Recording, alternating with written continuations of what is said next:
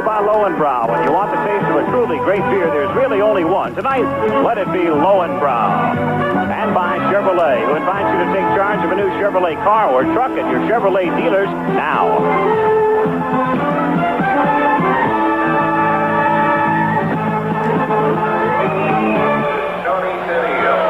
Clear skies, temperature in the 70s, more than 50,000 at Busch Stadium. As we get set for the start of Game 2, right now, Tony Tennille at the microphone for the singing of our national anthem. By the dawn's early light, what so proudly we hailed at the twilight's last gleaming, whose broad stripes and bright stars through the perilous fight o'er the ramparts we watched were so gallantly streaming, and the rocket's red glare, the bombs bursting in air, gave proof through the night that our flag was still there. Oh, say does that star-spangled banner yet wave o'er the land of the free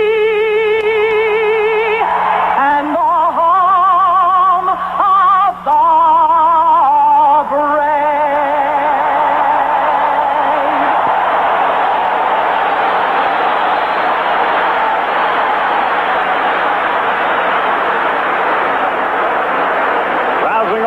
For Tony Tennille at Busch Stadium in St. Louis.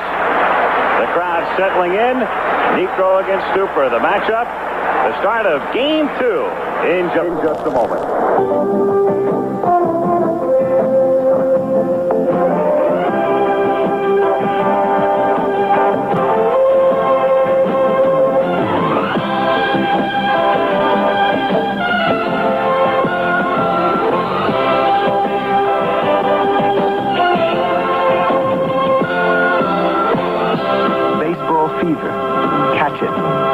It lasts forever. The preceding message was furnished by Major League Baseball. A fitting touch now at St. Louis as the ceremonial first ball will be thrown out by the children of the late Ken Boyer, the longtime Cardinal third baseman, former manager of the Cardinals, who died several weeks ago of cancer. This is Susan Hartwig. Children David, Jane, and Danny Boyer. And the crowd here in St. Louis with the ovation as they are introduced, remembering full well one of the most popular Cardinals of all time.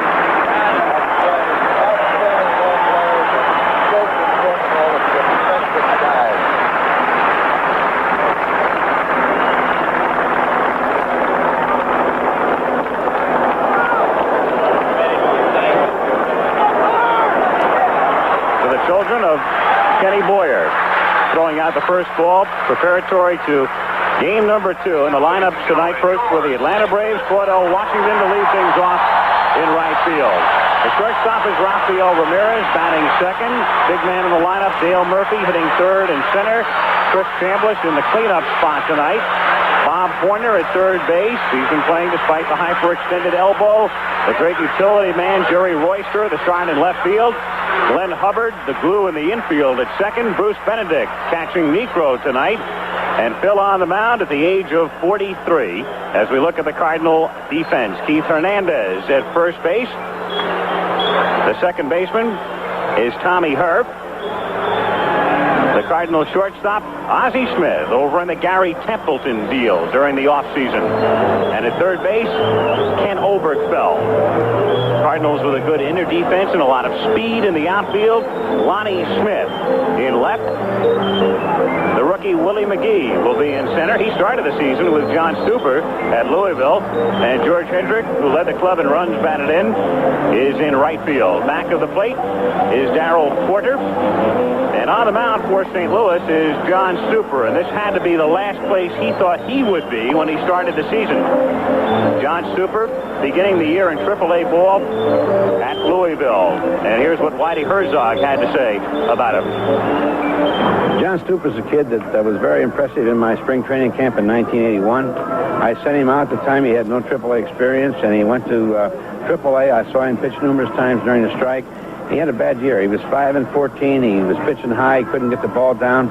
He didn't pitch winter ball last year like he did. He rested, came to spring training. Wasn't very impressive. I'd have to say he was throwing the ball good, but he still couldn't get the job done because he just hung too many sliders, got too many balls up. So that's his year at AAA. Won 7 out of 8, had an ERA of 1.45. When Andy Rincon faltered, and I wanted to bring a right-handed ripper, I brought him up, and he's been a lifesaver to us. The thing he's done best is pitch against pressure in big ball games. He's beat Venezuela in L.A. He's beat Atlanta on a 4-hitter in Atlanta. He beat the Phillies the night after Carlton shut us out to take a half-game lead. He's the guy that pitched the shutout. So he's been a lot of big ball games, and he strived on pressure. And I tell you, he's got good pitching know-how. He's a real bright young man, and he's got a good arm. That had to figure in Whitey's decision. Pitching under pressure here at Busch Stadium, not a home run hitter's park by any stretch of the imagination. Symmetrical, 330 down the line, 386 to the gaps, and 414 to straightaway center. Here we go finally with game number 2. Claudell Washington to lead things off, and the first pitch of the game is taken for a strike. Washington, Ramirez, and Murphy in the first inning.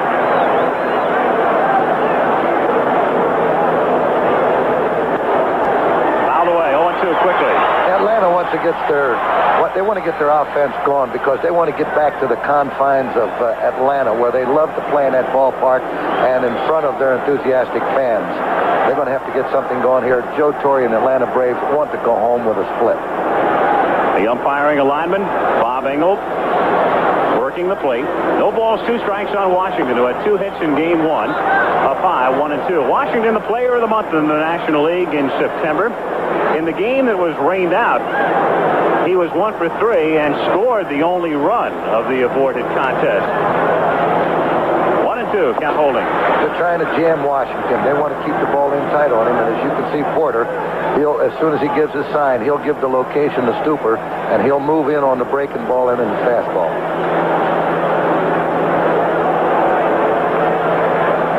1-2 delivery. He's hit in the air. Center field.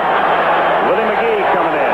Makes the catch. 1 away in the first inning. And we'll take a look at Rafael Ramirez. John Stuper, 25 years old. Born, lives in Butler, Pennsylvania.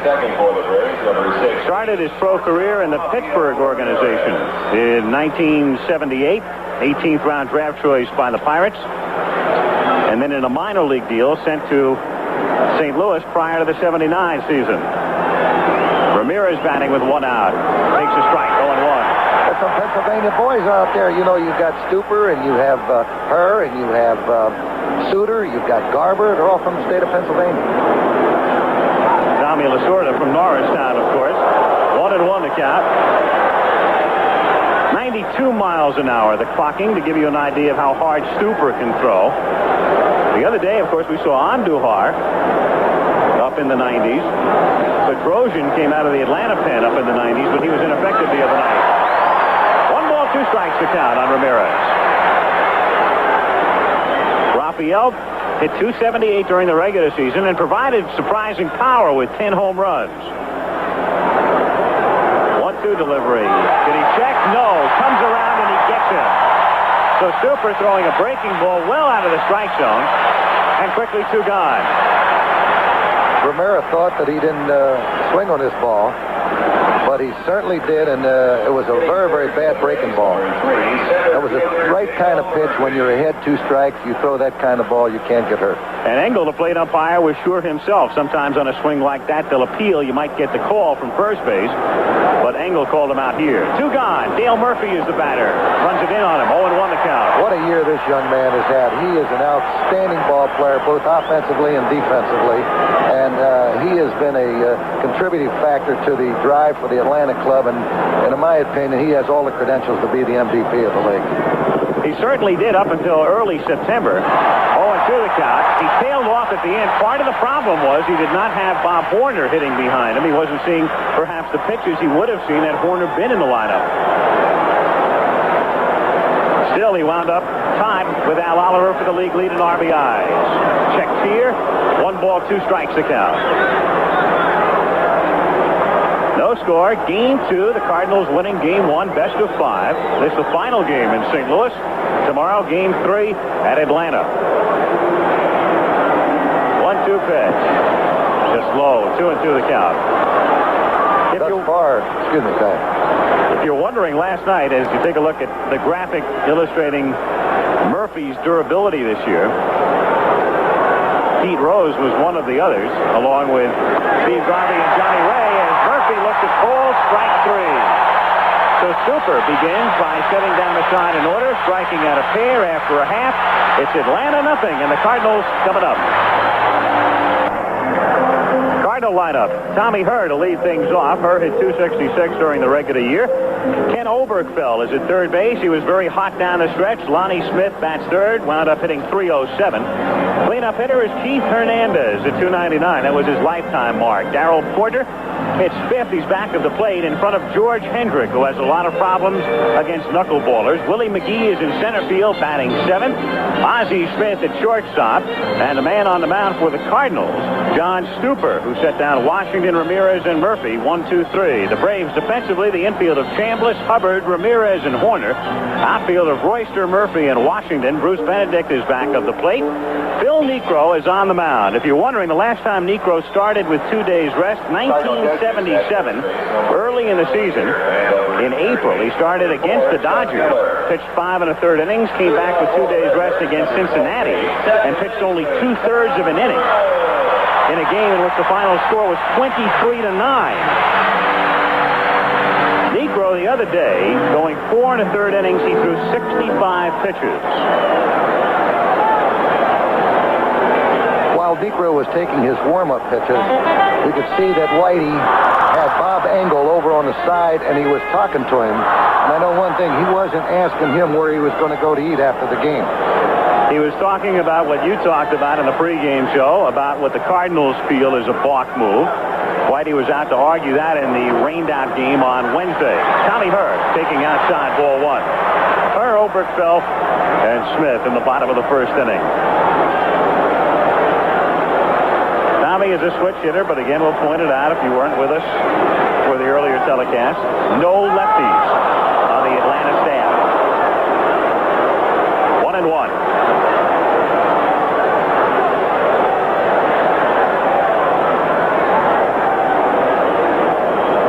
Herr is a switch hitter who had more success this year against right-handers by far than lefties. 2-1. Phil's going to have to face a team that is contact hitters. They hit the ball to the opposite field a great deal. They run. They very rarely strike out. And they very rarely hit into double plays.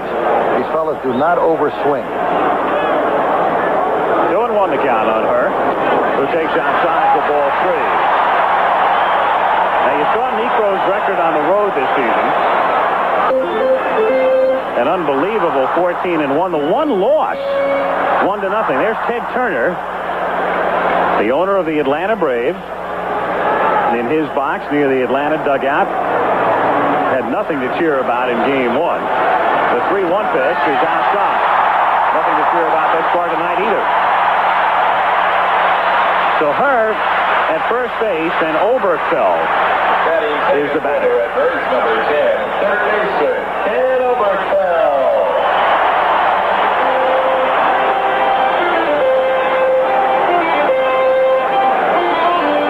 Cardinals, their attack illustrated very, very well the other night the type of team they are. 13 hits, 11 singles, 1 double, 1 triple. They'll not bludgeon you to death. They were last in the league in home runs. And, of course, when you have that type of attack, you rarely strike out. Cardinals, in fact, trailed only the Dodgers in fewest strikeouts this season for a team. Grounded down to the right side. Hubbard goes to Ramirez for 1. Back to first, and not in time there. Oberkfell legging it out. Ramirez slightly out of sequence coming across the bag at second base. They get out of the batter's box very, very fast, and tough to double them off, as you saw right there. Take a look here. It's a tailor-made double play ball down to Hubbard at second. To Ramirez. From that angle, Rafael looks like he gets off a decent throw from second base, but not in time. Lonnie Smith hit .307 during the regular season, hits it in the right field for a base hit. Oberfeld is on his way to third, and he's in there. So here we go again, a la Thursday. Never hesitated. He went from first to third without any problem whatsoever. So Nico in immediate trouble here. Smith going the other way by Chambliss out into right field. There's a situation now where you have the Chambliss holding the runner on, and Hubbard close to second base in order to make the double play. So you create a big hole on that right side, and that's why Lonnie Smith went in that direction. Runners at first and third, one gone. Keith Hernandez is the batter. Very few of the Cardinals with good career stats against Nico. As a matter of fact, the other day there was some speculation George Hendrick might not play, contending that Nico puts him into a slump. Bruce Benedict needs a new glove. And Nico has sent many a guy back to the lunch bucket, Yes. believe me. So Benedict, who's the man on the spot, he's got the oversized glove, which helps to an extent. Go to first base. He's got a very quick move to first base. Very quick.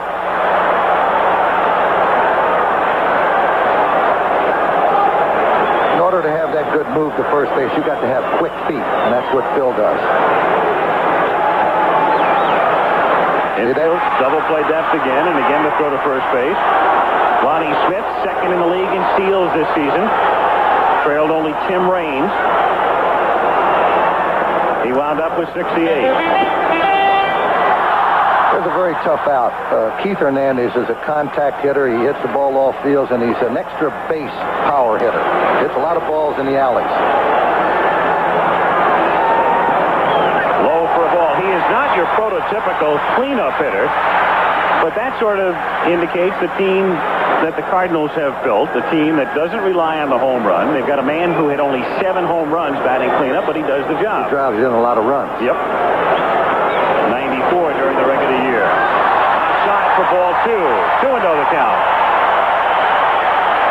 No score, but St. Louis threatening in the bottom of the first inning. There's a situation right here where Phil will not give in to this hitter. He is tough, and he knows he's got to hit his best stuff.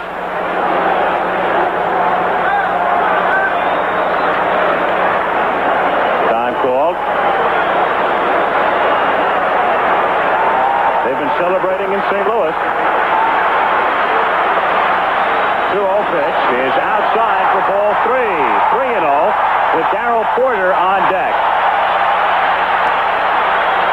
Negro, back-to-back shutouts, closing the regular season against the Giants and the Padres. Then 4 1/3 shutout innings the other day, but of course that was washed away. In trouble here. 3-0 pitch gets the green light and whacks it foul down the left field line.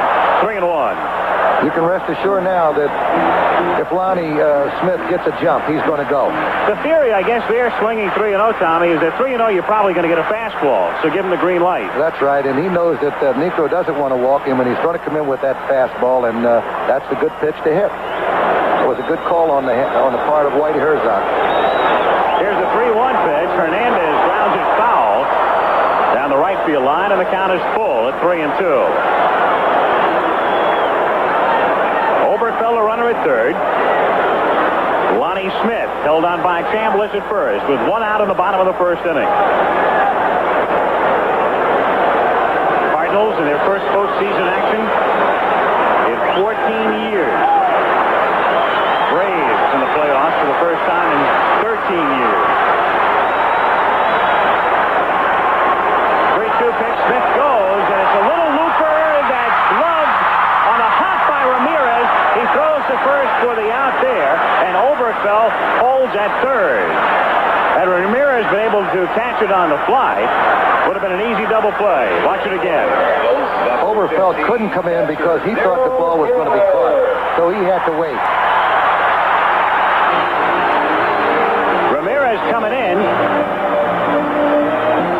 and has to short hop the ball, bare-handing it. If he had caught the ball, it would have been a cinch double play because Smith was going from first to second on the pitch. So runners now at second and third. 2 down. Porter is the batter. First base open, working on the left-hander here with the right-hand batting Hendrick next. Low for a ball. And the good thing about Niekro in this situation, knowing that he has an outstanding catcher like Benedict, he is not afraid to throw that knuckleball at any time. Normally, when you have a good knuckleball pitcher, you have to worry about the catcher catching the ball. 1-1 the count. Whitey Herzog on the right. Red Schoendienst, now one of the Cardinal coaches, the man who managed the Cardinals longer than any man in the history of the franchise,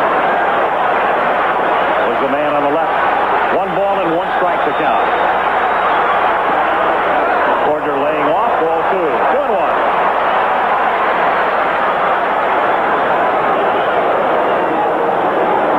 2-1. Porter, his second consecutive disappointing offensive season, and hit much better this year on the road than at home. Lays off here again, and it misses for ball 3. It looked like the bottom fell out of that knuckleball. It's really amazing how Benedict handled that. Look at this pitch right here. And of course, extra pressure now on Benedict. If you let one get behind you with nobody on base, no problem. He's the best I've seen catching the knuckleball. You let one get behind you here, and it's 1-0. 3-1 pitch, and that one bounces away from Benedict and rolling into the Cardinals dugout. They're allowed to advance 1 base so they get a run. Lonnie Smith has to stop at third. That was on a the very walk tough to Porter. pitch. Very tough pitch for Benedict to handle. Here it is again. Niekro bouncing one with a man at third. And it was all Porter could do to get out of the way. Darrell made a good move. If he's hit by the pitch, then no run scores. And Benedict can't handle it. Right. I don't know how he got out of the way of that pitch. It rolls into the dugout. 1 base advance. So Oberfeld scores. Smith is now at third. Scored is a wild pitch. There's Lonnie. Runner at first is Porter drawing the walk. 1-0 Cardinals. Here's Hendrick. Inside, ball 1. 1-0. Niekro not prone to wild pitches. He made only 4 during the regular season. However, lifetime 194. How about Tommy John today up in Milwaukee? Who would figure that? That is very, very unusual. Tommy John throwing 3 wild pitches. 1-1. Brewers tying that series. 5th game at County Stadium tomorrow. The winner to the series. The 1-1 pitch. That is trouble. That is Tough trouble. play for Ramirez, who throws on the run and just does get him to save a run. So in the inning, the Cardinals settle for 1 run, 1 hit, and leave 2. At the end of 1 full, the Cardinals won, and the Braves nothing.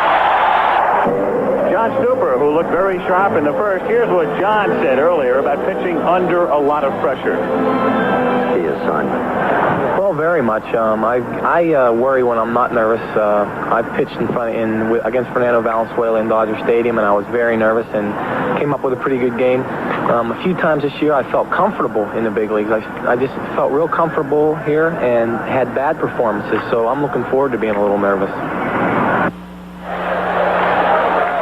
Bad news for the Braves, as he was nervous in the first and gets better in the second as Chambliss leads off the pitch outside, ball 1.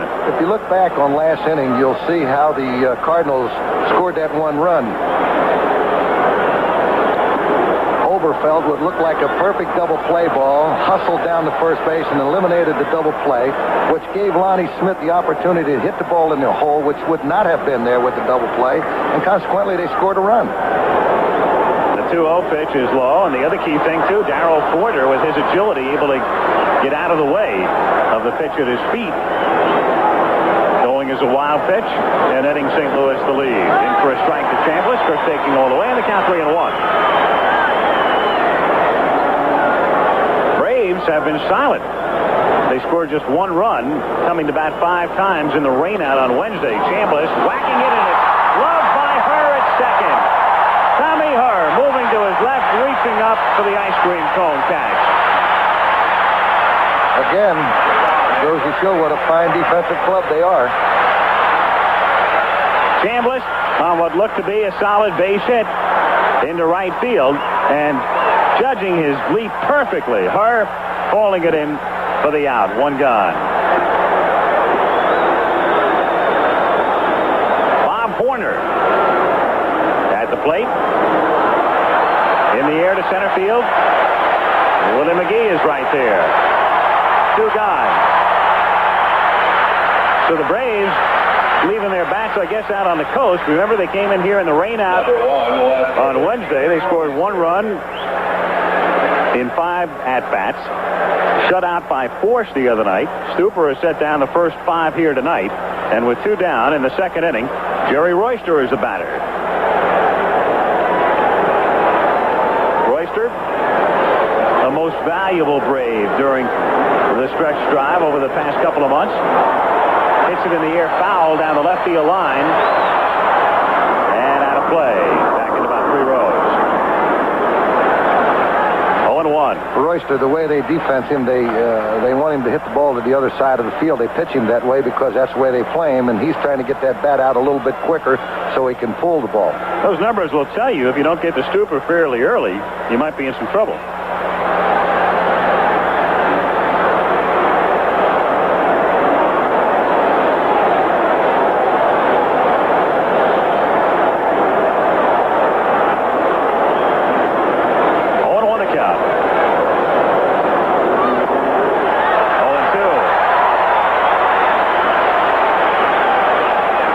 Who led the league in scoring and in home runs during the regular season, trying to get something started. Trailing 1-0 in the second inning. 2 out, bases empty. As it's grounded back toward the middle, Ozzie Smith can't glove it, and into center field for a base hit. So Royster is aboard. The field is in pretty decent shape. We've had a lot of rain, obviously, over the past 96 hours here as you watch Jerry single up the middle. The infield, of course, has been covered.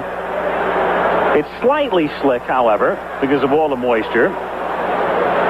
And you can tell in the outfield, of course, the contrast in colors there. Stuper created the Cardinals' sin of pitching when he allowed a base hit with 2 strikes and no balls on the hitter. That's the time he's going to have to go to a certain area. Hubbard at the plate, grounding it down to Hernandez. Right at the bag, and that's that for Atlanta. No runs, 1 hit, leave 1. In the middle of the second inning, it's the Cardinals 1, and the Braves nothing. There's a man with a very tough mission, obviously, tonight, Bruce Benedict. Here's what his battery mate thinks about him. Now, Phil, don't you unwittingly put enormous pressure on Benedict against a running club by the mere use of the knuckler? Well, I don't think I put him on it. I think that the pressure is already maybe there because there are so many knuckleballs coming at him. I know he doesn't put any pressure on himself. We've talked about this before, and I don't think it's going to matter to him whether it's the playoff game or the middle of the game throughout the regular season. I think he's probably the finest knuckleball catcher I've ever seen, and it's a challenge to him. He accepts it. He likes to catch knuckleballs. He'll call men on third base with men on second base. So it really doesn't matter because I think he realized that if we're going to win with a knuckleball regardless of what the situation is. Necro working on McGee here in the bottom of the second inning. 1-0 the count. That was a question that Howard, of course, asked the other day. The coach not with us tonight. He's in Pittsburgh. He'll be back with us in Atlanta tomorrow. You have to realize that this is a very, very tough pitch, first to develop and then to master. There are only 3 knuckleball pitchers in baseball. You have the Necro brothers, Joe who's with the Houston Astros, and of course Charlie Huff with the Texas Rangers. It is a type of pitch that comes out of the fingers without any spin to it. It's thrown off the fingertips, and the pitcher doesn't know where it's going, nor does the catcher know where it's going. It's liable to break this way one time, break another way the next time. So if you can't catch it, you must realize it must be tough to hit. Next pitch to McGee. Just missing. Looked like Bob Engel ready to come up with the right arm. The other thing about the knuckleball is it puts less pressure on your arm, which is the reason why a Necro can still be going at 43 and why Hoyt Wilhelm was still going in his late 40s. McGee fouls it back. Well, I think Bob Euchre gave the best description on how to catch a knuckleball. Is when it gets by you, wait until it stops rolling and then go back and get it. Get it, yeah.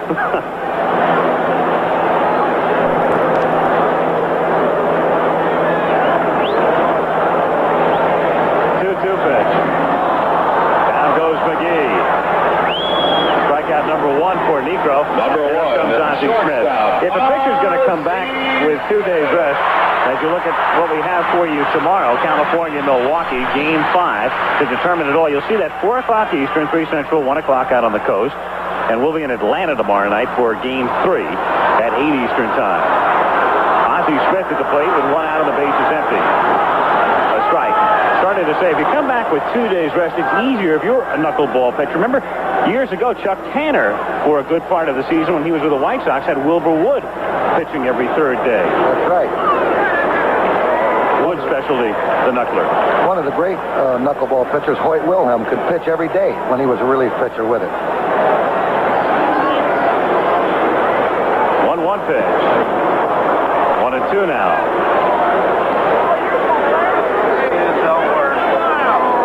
More than 53,000 looked on for Game 1 in that neighborhood again tonight. 1-2 pitch is outside. If there's been a winner in this series so far, it's the people that own the hotels and run the restaurants and bars. A bonanza for them. 2 extra days and a lot of time on people's hands Wednesday and last night. Ball 3-2. So it's been a bonus for the merchants. But some of the players have been a little anxious. Especially last night. A lot of guys wanted to get it on, but there was no way. Ball 4. So Necro has walked his 3rd Number man 48, pitcher John in an inning and a 3rd. Stewart. And John Stupor comes to the plate. Necro this season averaged less than 3 walks per 9 innings, so that tells you right off the bat with 3 in an inning and a 3rd that he's really not on the mark tonight yet. Smith at first base. Horner. Shallow at 3rd as Chambliss holds the runner on at first. And Necro throwing over there. And as you can see that time, as Phil came set, Stupor had already made the motion to square around. And it's tougher than you think, as you can see there, to steal against this battery. They send the runner on the bunt run, and it's bunted down to Chambliss, and Chris makes the play. But Stupor is able to make contact, and down to second goes Smith. On the artificial surface, with everybody knowing you're bunting, Herzog sending the runner, and they have him at second now with 2 down. Number 20. That's what I said the other day. When you have those infielders charging in, and you have the turf where the ball rolls quick, in order to defeat that, you have to run the runner. So now Tommy Herr, who started the 1st inning with a walk, is the batter. Herr was 2 for 5 in Game 1. Cardinals 1, Braves nothing. 2 out, bottom of the 2nd. Ozzie Smith at second. Grounded down to Ramirez. And Raphael over to Chambliss to retire the side. So nothing doing for the Cardinals. We played 2 full at Busch Stadium. St. Louis 1. Atlanta nothing.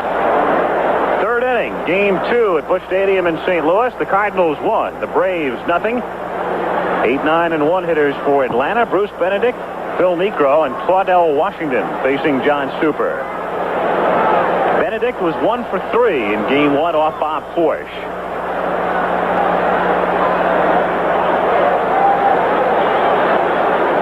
The rookie John Stupor ready to work in the 3rd.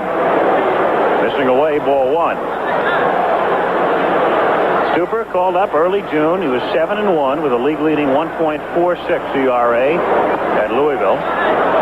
2-0 the count. College scores for you. West Virginia a winner by 7 over Boston College today. Alabama by 3 touchdowns over Penn State. Virginia Tech eking one out over Duke. And Georgia easily over Mississippi. 3-0 the count. North Carolina rolling by 17. Illinois with Tony Eason at the helm by 4 over winless Purdue, and in the thriller, Iowa beats Indiana. Benedict going to first base. You know, a lot of people seem to think that when a batter is hitting 8 in the lineup that he's a very bad batter. It's a very, very important spot in the lineup because you have to get on base in order for the pitcher to bunch on. If you come up the bat with 2 men on, you got to get on. That way the pitcher will hit that inning rather than leading off the next inning with an out. And if you get on with less than 2 outs, the pitcher will be able to bunch over. So it's very important at that 8th spot. Nico does his job by laying one down to Hernandez, who thinks about second and then goes to first, where Herr covers and Benedict advances. So there's the tying run. Benedict now at second base on the 3-4 sacrifice. And Claudell Washington coming up. The 8th spot, as Tommy mentioned, important here. Missouri and Kansas State. Other scores tied, 7-7. Michigan a winner. Big day for Anthony Carter. Northwestern shocking Minnesota. They've got a powerhouse up there with Denny Green. And Notre Dame beats Miami by 2, with Wisconsin beating Ohio State 6-0. Nebraska easily over Colorado. Arkansas by 18 over Texas Tech. Claudell Washington fly to center in the first inning. He's 2 for 5 thus far in the playoffs. And drills it foul into the right field corner. 0-1. Talking about the 8th spot in the National League, how important it is. Oklahoma over Texas by 6. Auburn beating Kentucky 18-3. UCLA and Arizona. Shocker there for the Wildcats. Washington rolling, number 1. Leading Joe Capps Club, and Air Force beats Navy by 3. 0-1 pitch is chopped foul. That 9 spot in the American League, Tommy, has become a big spot. People have changed their thinking about that over the years, and all of a sudden you're seeing a lot of your pretty decent hitters batting at the bottom of the lineup in the other circuit. That's right, because it's very important down on that park because you have your good hitters in the 3rd and 4th and 5th spot, and you'd like to get some runs from the bottom half. They're trying to keep the ball in on this fella. They want to jam him real bad. 0-2 to Washington. Wasting one away. If you're going to go outside of Claudell, that's where you go. You go way outside. That's just a show pitch. That's to keep him honest. Benedict at second with 1 gone. 1-0 Cardinals. 3rd inning. Now Porter calls time. You know, when you get some catchers who get into the position and they try to give location, what happens, those coaches at 1st and 3rd sometimes will call the pitch for the batter. They'll say, hey, they're going to throw a fastball inside, and consequently they know. Third base coach there, Dal Maxwell, former great Cardinal infielder. And Sonny Jackson coaching at first. You saw Porter going to the mound. They brought Ozzie Smith in, perhaps something to do with the signs. Of course, you change your signs with a runner at second. There's a possibility that Benedict may be relaying the signs to Claudell Washington. And so Porter brought Smith in as it's fouled away. Of course, Ozzie wants to know what the signs are, too, so he can perhaps position himself at shortstop. When you have a catcher on base like Benedict, who has given a lot of signs, he will pick those signs up quicker than other guys. And he may have the signs, and he's given him a message on what the pitch is. And a lot of ways they do it, when they take their lead off second base, sometimes they bend over, it's a breaking ball.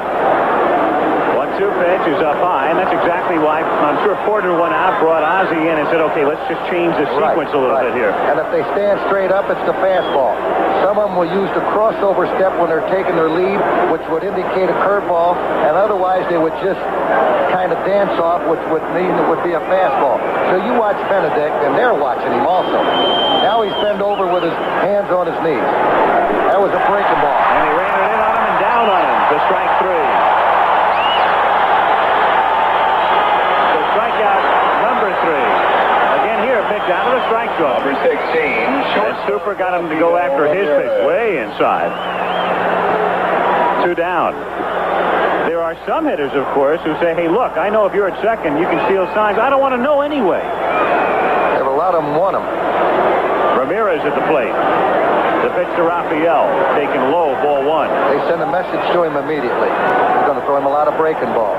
This is the pitch that Ramirez has problem with. He's a good fastball hitter, and he likes the fastball down.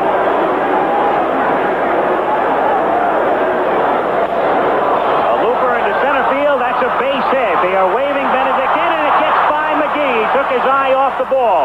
So the game is trouble. tied. He may score on and this around ball. second is He may Ramirez score. going to third. Maxwell's waving him in, and they won't even relay it home as the Braves take the lead. A big break for Atlanta. A single to center field by Ramirez, and then McGee overruns the ball, and Ted Turner finally has something to cheer about. And it would have been close at home because Benedict is not the swiftest runner, and had McGee fielded this one cleanly, it would have been interesting. But as you can see, it skips by him. It skids. I don't know if it hits a wet spot or what out there. You can see the contrast in the color with all the rain here. The ball staying down on Willie, and by the time Hendrick can get it back in, it's too late. Ramirez circles the bases. It's a single and an error charge to McGee, and Atlanta leads it 2-1. Batted in, given to Raphael. It takes a break like that to get a team going, and right now that's a big help to the Atlanta Braves. Dale Murphy at the plate. The count is 0-1. That's exactly what the Braves needed at this point. A break like that, and a big one. Raphael Ramirez. A single, and then 3 bases on the error, and it's 2-1 Atlanta. Fouled away. No balls, 2 strikes.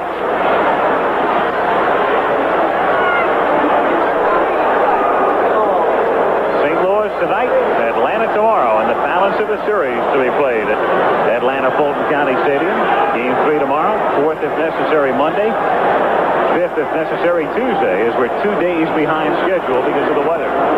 High for a ball, 1-2.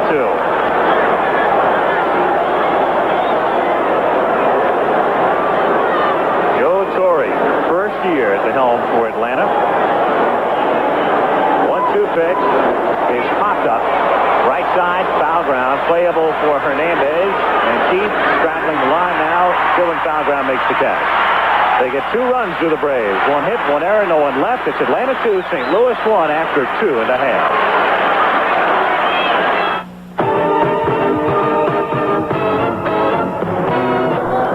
Al Michaels and Tommy Lasorda in St. Louis as we go to the bottom of the 3rd inning. Ken Oberkfell to lead things off. Oberkfell, Lonnie Smith, and Hernandez. A reminder, Too Close for Comfort coming up. A new episode along with It Takes Two, a new show premiere next Thursday on ABC at 9 Eastern, 8 Central Time. Oberkfell takes a strike, and the count is 0-1. Oberkfell was the man who led to the Cardinal run in the bottom of the 1st inning by legging it safely down to first on what looked like a double play ball. To center, to Murphy. 1 gone. Number 27, left fielder, Lonnie Smith. Lonnie Smith, who then moved Oberkfell over to 3rd with his single to the hole in the 1st inning as the batter. 1 for 1 tonight, 2 for 4 in the 2 games. 2-1 Atlanta. Bottom of the 3rd inning. Popped up, shallow right.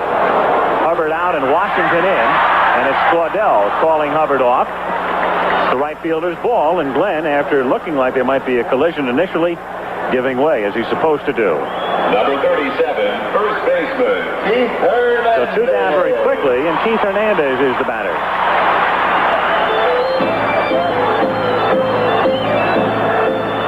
Again, another look. And it's Washington's ball here. Hubbard going out. Claudel coming in. And Claudel says, I'll take it. Glenn hears him.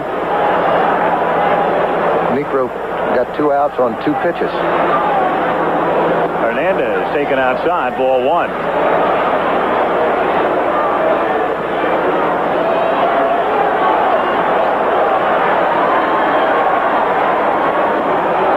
A strike. 2 outs on 2 pitches normally tells you that no matter who the batter is, you're going to take that next pitch, which Hernandez did. You don't want to see a pitcher get away with just 3. The count 1-2. That's something you rarely see. You almost never see an inning over in 3. Occasionally it happens, once or twice a season. Once in a while, but very, very rarely, because that 3rd hitter will definitely take 1 pitch. And if it's a ball, he'll take another one. 1-2 delivery is swung on and missed. Benedict has it rolled away, but he's able to scoop it up down to Chambliss. So it takes Niekro 6 pitches to get rid of the Cardinals in the 3rd. We'll go to the 4th. It's Atlanta 2 and St. Louis 1. Chambliss. Bob Horner on deck as we start the fourth inning. Here's what his skipper, Joe Torre, thinks about his third baseman. Bob Horner, to me, is probably the most disciplined hitter I've ever seen for the limited experience Bobby has. He's got a short stroke. He knows what the strike zone is. He's not afraid to take the walk. And he just makes the rest of the hitters that hit in front of him much better because of the fact that managers like Whitey Herzog don't want to face Bob Horner with men on base. An appropriate comment in as much as he's on deck, and the man who they'll try to keep off base is Chris Chambliss. Chambliss hit a liner which was speared by a leaping Tommy Herr in the second inning. 1-1 the count. Chris has been in these playoff competition and World Series. He has the experience, and he's quite a competitor. 2-1. His wife Audrey here with him. Most of the Braves' wives are here. It's been a long time on the road. The Braves, a bunch of vagabonds, haven't been home in 2 weeks. Hit sharply down to her, and Tommy throws him out. The Chambliss has made decent contact both times, but both times in the direction of that fellow. One guy, and Horner is the batter. As a matter of fact, the Braves have been home only 3 days out of the last 24. They were on the road for a week. Then they went home for a 3-game series against San Diego. Then they went out to the West Coast for a week, where they won the divisional title by taking 5 out of 7. Clemson tonight, second quarter, big lead over Virginia. 1-0 the count.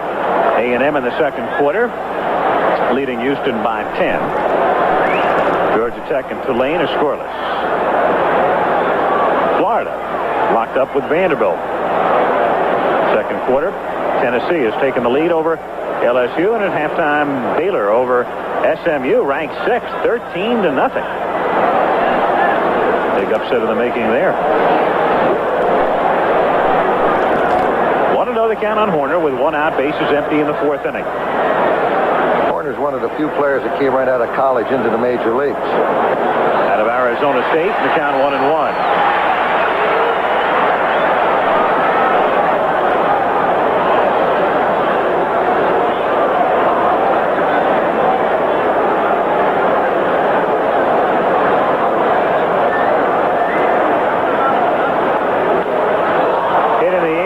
Center field, and deep, Willie McGee going back, and that's Busch Stadium for you, makes the catch. A home run in the friendly confines of Atlanta. Yep, and in several other parks in the National League, but not here.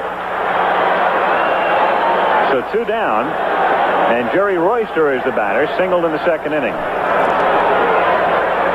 Talking about the Braves on the road, they have been here almost a week. They clinched it in San Diego on Sunday.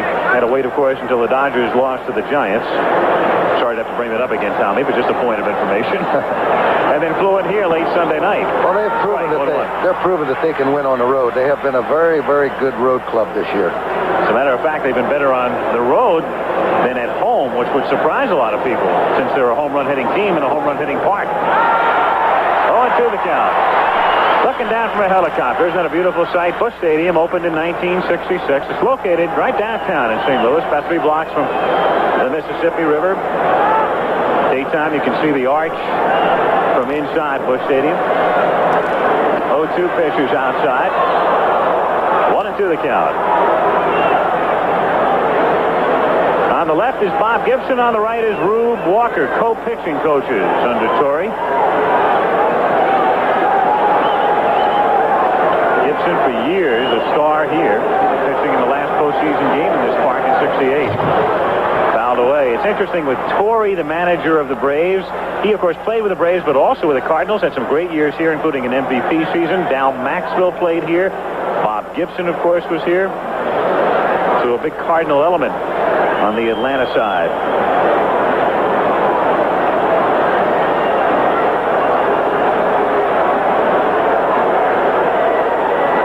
Pitch to Royster. Hit in the air to right center field. McGee can fly and makes it look easy. 3 up and 3 down. In the fourth inning, Cards come up, bottom of the fourth, still 2-1, Atlanta. That's So we'll have tomorrow California, Milwaukee, the winner to the World Series. Game 5 from County Stadium, 4 Eastern. We go to Atlanta, finally. Game 3 tomorrow night, 8 o'clock Eastern Time. So big day. Join us here on ABC. Al Michaels, Tom Lasorda with you from St. Louis. Howard Cosell in Pittsburgh tonight. He'll be back with us tomorrow in Atlanta as we start the bottom of the 4th. And Darrell Porter leading off 0-1. Outstanding knuckleball right there. Porter, Hendrick, and McGee coming up. 2-1 Braves. Outside 1-1. That game tomorrow, by the way, in Milwaukee, probable starting pitchers Pete Vukovich against Bruce Keeson. 1 game for the pennant. 1-1 pitch is outside. Got to hand it to our guys up there. Keith Jackson, Jim Palmer, Earl Weaver. They were on all day and night, it seemed. About 6 hours today. Yeah, they were out there a lot of time. Rain delays. Start delayed by rain. Game delayed a couple of times by rain. 2-1 pitch. Low ball 3. Weaver's going to try to work out a contract to get paid by the word next year. For the hour. Bruce Sutter, who has been inactive. The other night, Bob Force going all the way. He needed no help. But ready if necessary. 3-1 pitch. Hit foul outside first. And Hal Lanier. Father Max, the major league player, and Hal several years in the bigs himself. 3-2. And Chuck Hiller, who hit the first grand slammer ever by a National Leaguer in World Series play when he was a Giant in '62. Coach at third. 3-2 pitch. Got fouled at the plate. In our game tomorrow, it'll be Joaquin Andujar, who started the rained-out game and went 5 innings the other day. There is Andujar in the Cardinal dugout. He's got an iron ball that he uses to strengthen his arm. Porter hitting it in the air to deep right center field. Murphy going all the way back.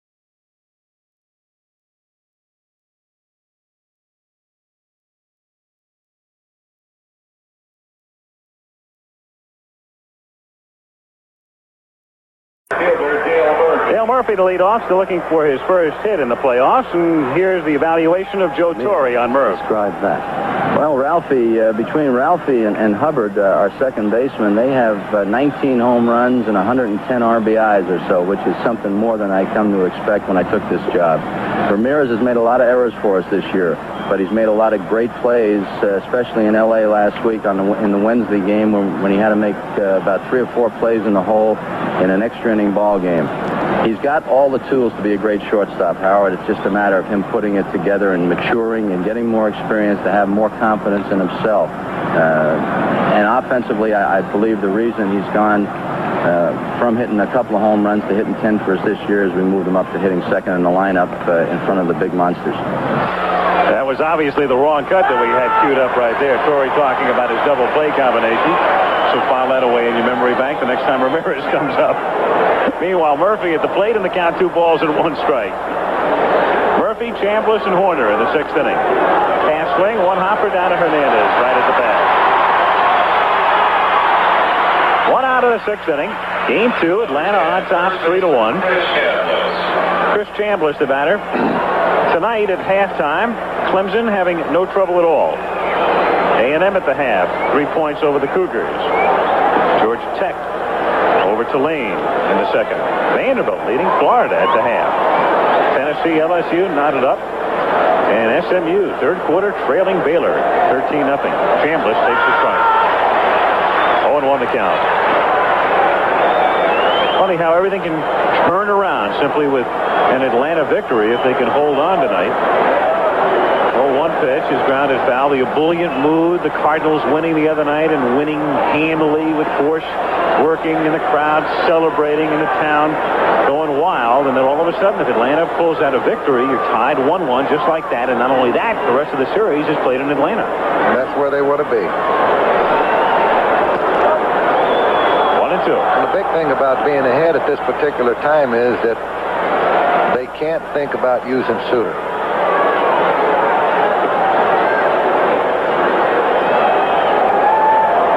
1-2 to Chambliss. Grounded foul. So much has been made of Suter. Bruce Great, of course, 36 saves. You tend to forget on the other side, you've got a fellow by the name of Gene Garber, who came out of that bullpen to save 30 games for Atlanta this season. Fantastic year. Fantastic. He and Bedrosian have had super years for that ball club. It's made a difference because they've had very few complete games. So Joe Torre is really dependent on those 2 fellas. 1 hopper, Look at that backhanded. guy. Look at that guy. The acrobat throws. Look at that play. He's unbelievable. Ozzie Smith. Well, they have forgotten about Gary Templeton in a hurry here. Smith coming over from San Diego. Ozzie making plays like this all year long. Down he goes, up he comes. No problem. Last time I saw a shortstop field like that, I played with a guy who later played with the Yankees by the name of Willie Miranda. He was outstanding, but he was very weak with the bat.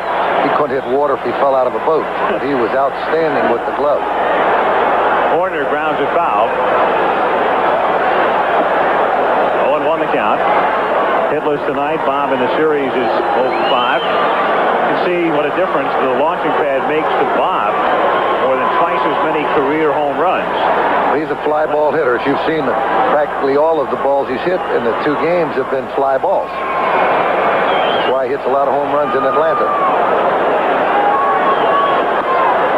1-1. Alan Roth pointing out something very interesting over his career. And also, this season, he homered at home every, let's say, 10 and a half at-bats, and on the road about every 34. 1-2 the count. He hit 25 this season in Atlanta, and he hit 7 on the road. Every 10 and a half at-bats is a better percentage than Babe Ruth had. Yeah? I say, yeah, I believe.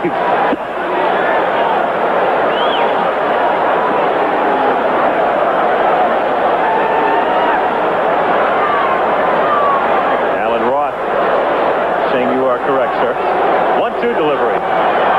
Swung on and missed. 3 up and 3 down. At the end of 5 1/2. Braves 3, Cards 1. Tomorrow will be in Atlanta for game number 3, 8 Eastern time. Rick Camp to the mound for the Braves, who came out of the bullpen to join their rotation early this season. Joaquin Andujar, the pitcher of the month in the National League in September, will work for the Cardinals as we go to the bottom of the 6th inning. Al Michaels, Tommy Lasorda with you. Howard Cosell in Pittsburgh tonight for the Steeler dinner. Back with us tomorrow. 1-0 on Hernandez. In the Atlanta bullpen, Tommy Boggs, who would have been the starter had we played last night, throwing. Now he's out of the rotation, at least for the moment. Hernandez hits it sharply into right field for a base hit. So Keith, who was 1 for 4 in game 1, leads things in the bottom of the 6th inning with a solid single into right field. Wonder how the dinner's gone with Howard. We miss him. Well, before the night's over, you want to do a Cosell imitation for me?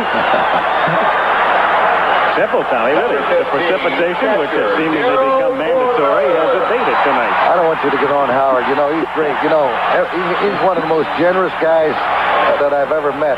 In fact, Emmy told me that every year Howard wants to donate $25,000 to the family of the unknown soldier. He's going to have you in his neck brace tomorrow. Darrell Porter is the batter. Porter has walked and doubled. Crowd coming to life now as the Braves lead it 3-1. Bottom of the 6th inning.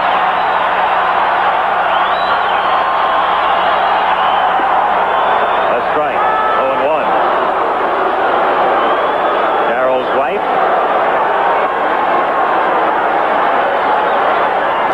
Pretty lady.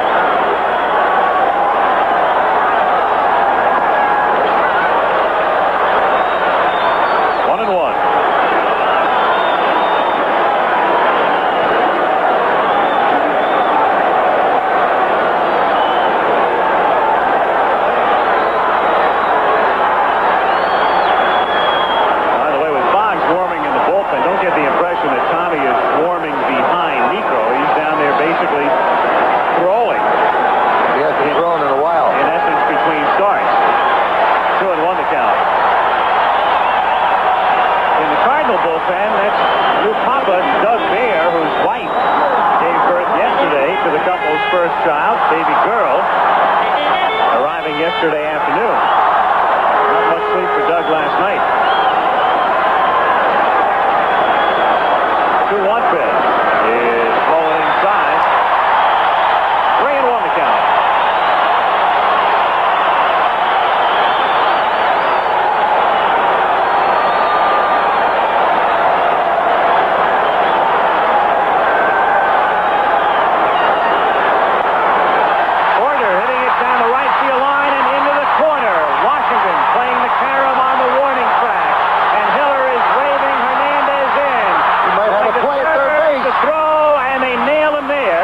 The Cardinals get a run.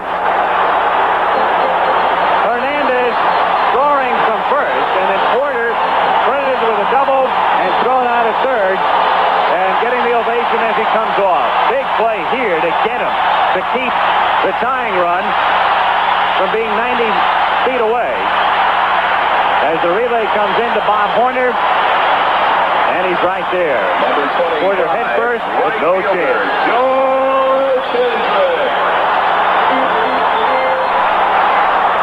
Now you got Bedrosian warming up, and he is warming up in case anything happens to Niekro. Hendrick. 0-1. Another angle now to play at third base, and no doubt about this ball.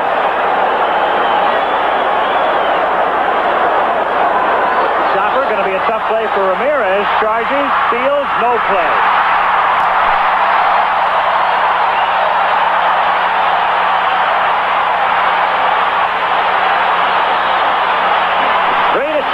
Atlanta on top, tying run at first now. That was a big play at third base a moment ago. He would have scored on that ground ball because it was hit so high. So the relay by Hubbard to Horner was perfectly executed. Now now Bob Gibson going to the mound.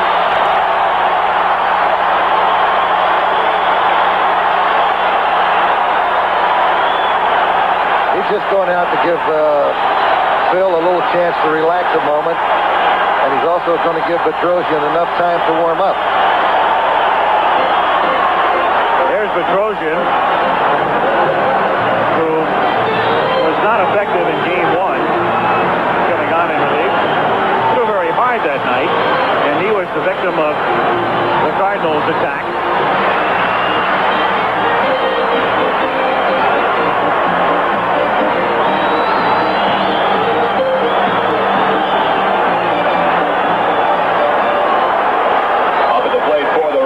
Number 51, center fielder Willie McGee, who has struck out twice.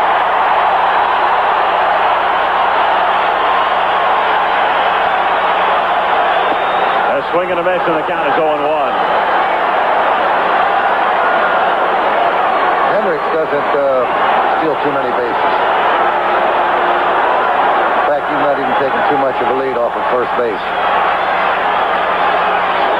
McGee fouling it away, and quickly, Niekro ahead. No balls, 2 strikes. Whitey Herzog. Good success in Kansas City, of course, there. Won 3 divisional titles and watched the Yankees beat his club 3 consecutive times.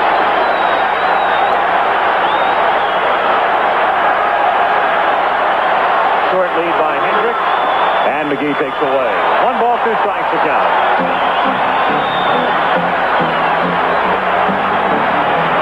Willie McGee, the man the other night who hit one into the right field corner and then stopped at third when he didn't look at his third base coach, Chuck Hiller, on a play on which he could have had not only an inside the park homer, but could have gone back to first. And down he goes again. So McGee, having no success at all with Niekro's knuckler, has struck out 3 consecutive times. And it will bring up Ozzie Smith. Niekro with a total now of 5 strikeouts.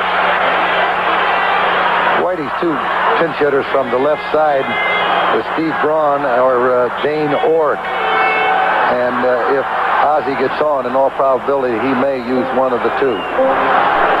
He has Bear throwing in the bullpen as they remove some litter from the field. Ozzie Smith at the plate. 3-2 Atlanta. 2 out. Hendrick at first base. Bottom of the 6th inning. Warner has to stay in real close with Ozzie Smith. He would attempt to bunt. You give him a chance, he'll bunt. Rounds it by Chambliss into right field for a base hit. Hendrick will go to third as Washington's throw comes into Hubbard. That's 4 hits in the inning. And they'll go to the bench with Cooper due up here. Chambliss diving. Had to hold a runner on. Opened up the gap on that side. Base hit. And out of the Cardinal dugout comes Steve Braun, who was the opening night 3rd baseman this year for the Cardinals. He was there because Oberkfell started the season injured. So Braun, a versatile fellow who can fill in occasionally, infield or outfield. And the Cardinals' big man off the bench this year. He's a tough hitter. Coming up. He makes contact. He doesn't overswing. He doesn't try to hit the ball out of the ballpark. As a pinch hitter this season, he was 12 for 41. That comes out to 293.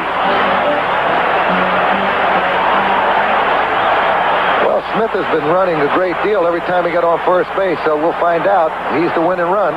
He's the go-ahead run, so we'll find out if he runs like he did the 2 previous times he was on. 0-1 the count.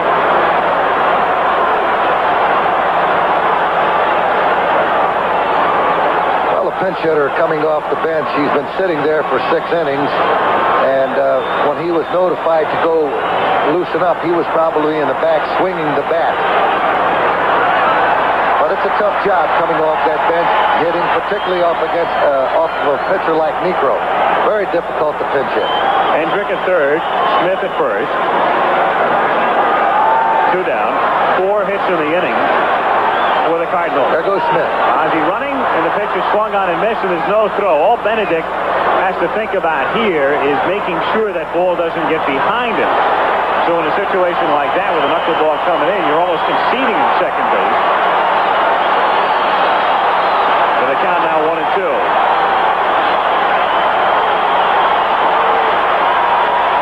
He's going to get the best knuckleball he'll see. 1-2 pitch to Braun. Outside. 2-2. Niekro knows he has to be tough here. He can't give up a base hit now because of the fact that Ozzie stole second base, and that's the go-ahead run.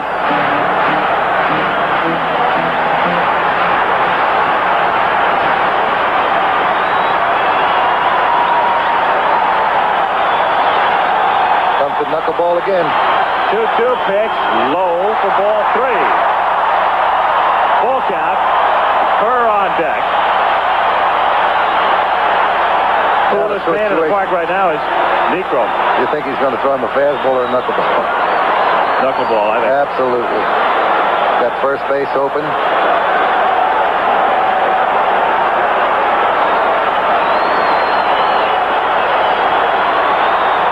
Here it comes. It's a knuckleball. Grounded to the right side. Chambliss. Niekro covering, and Phil escapes. So in the inning, they settle for a run, 4 hits, and lead 2 after 6 full, 3-2, Atlanta. The 6th inning. It's interesting. If Ozzie Smith doesn't steal second base, then Chambliss has to hold him on. Ball not hit that sharply, but Chris obviously would have had a lot further to go to come up with a base hit. Jerry Royster. So it's interesting. They send him down to second, but that's what you cost yourself sometimes. Tough to second guess yourself about a move like that, however. Well, Ozzie could steal that base. That was a very important thing to do. Sure. He's the go-ahead run. There's absolutely nothing wrong with that. Hitting that ground ball was after the fact. Now Doug Baer comes out of the St. Louis bullpen as we go to the 7th inning. Jerry Royster to lead things off. 3-2 Atlanta. Lined into left field for a base hit. Smith getting it back in. So Doug Baer, number 17, whose wife Connie gave birth yesterday, working here tonight. Coming up Monday, an all-new That's Incredible, followed by Starting Over. Burt Reynolds, Candace Bergen, Jill Clayburgh. Network television premiere on the Monday night movie. He's going to have to hold Royster very, very close here. He's liable to steal on him. He's one of the guys that can steal for that Atlanta ball club. And here's a guy that he likes to hit and run with. Makes good contact, hits the ball all fields. He's going to bunt him along. Baer makes the play over to first base. Hernandez for the putout. And Royster goes down to second. Number 20. One away in the 7th inning. And it brings up Bruce Benedict.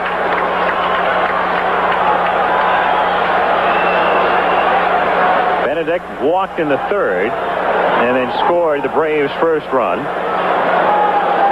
Doubled in the 5th to send Hubbard over to 3rd once he scored on a fly ball by Niekro. In the Atlanta bullpen, there's Gene Garber. This is a little early for Garber. 7th inning, they normally like to close it out with him. But perhaps Torrey can afford to go with Gene a little bit earlier than maybe normally he would under the circumstances because Garber hasn't pitched in a week. Well, Torrey's thinking about if he gets a good hitting situation, he could pinch hit for Niekro to try to pick up a couple of more runs with Garber in the bullpen. 0-1. That's something that has to be on Joe's mind for 2 reasons. Number one, Niekro did work the other day with 4 1/3 innings in the rain-aborted game. And also, he may want to bring him back with 2 more days rest if there is a game 5. And he pitched 6 strong, outstanding innings to keep him 3-2 ahead. So he's thinking possibly if he does get a hitting situation, why he will hit for Niekro. And Biff Pocoroba has emerged from the dugout as you speak. To pinch hit. 0-2 pitch, a missed sign there, and it's 1-2. Ozzie Smith was ducking in at second behind Royster, and Bear came to the plate. They left the whole left side of the infield open. Here's Pocoroba. Satori figuring he got 6 very good innings out of Niekro. On 2 days rest after going 4 1/3. Why let him go any further? Why change it at this point when you've got a Garber and when you may have to bring Niekro back for Game 5 with everything on the table with 2 days rest? Garber's been his bread and butter man all year, and he's the guy that has had that outstanding year for the Braves with 30-some saves. 30, yep. Royster at second, 1 out. Atlanta leading 3-2 in the 7th inning.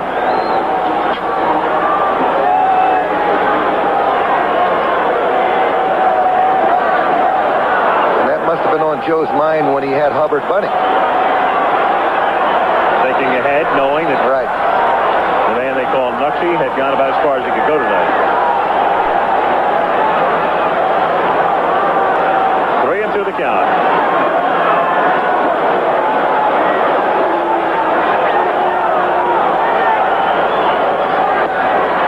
And he loses Benedict. So runners at first and second.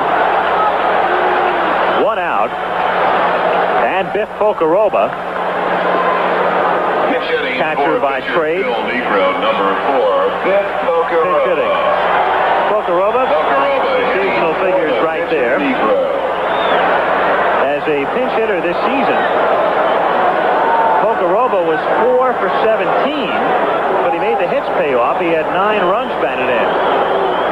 He's a tough hitter. He makes contact, and he hits the ball all over. You know, Biff was a switch hitter.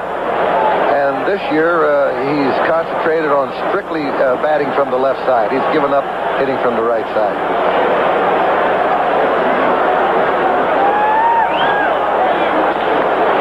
Chopper to the right side.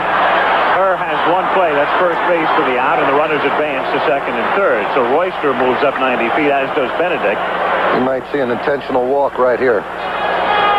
The left-hand batting Washington coming up. There's Niekro with Ramirez on deck, first base open. So Niekro, his numbers for tonight reflected there. You go back to the regular season, in his last 34 1/3 innings, he's allowed 2 earned runs, 20 hits. It's a strange rotation. Think about the Atlanta rotation right now. You've got Niekro at 17 and 4. They were going to go with Boggs last night, and you're right here, Tommy. They'll walk him intentionally. They were going to use Boggs last night had it not rained. Boggs was 2 and 2. He was hurt most of the season. They used Perez the other night, who was in the minor leagues half the year at 4 and 4. And they come up tomorrow in Game 3 with Camp, who was 2 under 500. Rarely will you see a team go into the playoffs with a rotation like that. But those 2 fellas down in the bullpen made the difference, Bedrosian and Garber. It's a resourceful team. You've got to give the Braves enormous credit. For those of you who don't follow baseball very closely during the season and get interested in postseason play, it's just a remarkable story in itself. The team wins 13 straight to begin the year, build up a huge lead, blow it all, look like they fall out of the race, get back on top, start to fade again, 10 games to go, they're 3 games back, go on the road for their last 7, win 5 of those 7, and come up a winner. They're to be commended. They never gave up. They kept battling, and that's why they're here today. Ramirez at the plate. A strike. 0-1. Even in Atlanta, they were writing when the Braves fell out of it initially. They said the trip to Fantasy Island is over. Another thing, they're in the playoffs without a left-handed pitcher, a starting pitcher, or a left-handed relief pitcher.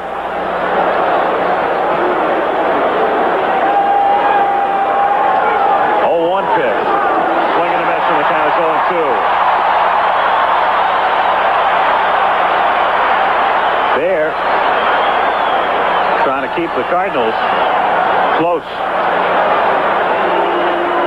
Bases loaded, 2 down, 0-2 on Ramirez. This is a very, very important situation for Bear and the Cardinals. He gets him out, they're still in the ball game, and if Ramirez gets a base hit, that puts a pretty good cushion on him. By Porter. 2 strikes and 1 ball. He wasn't going to give him anything good to hit. Almost threw it away. Porter made a real good play. With a count 0-2 here, if you're going to waste one, you don't want to waste it that badly with a man at third. And Darrell able to backhand it. Here's the 1-2 delivery. Hit in the air to left center field. Willie McGee is racing back in his room and is there and makes the catch. And the Cardinals are very much still in it. And Mills hit that ball a long way. No runs, a hit, lead 3, middle of the 7th. 3-2 Atlanta.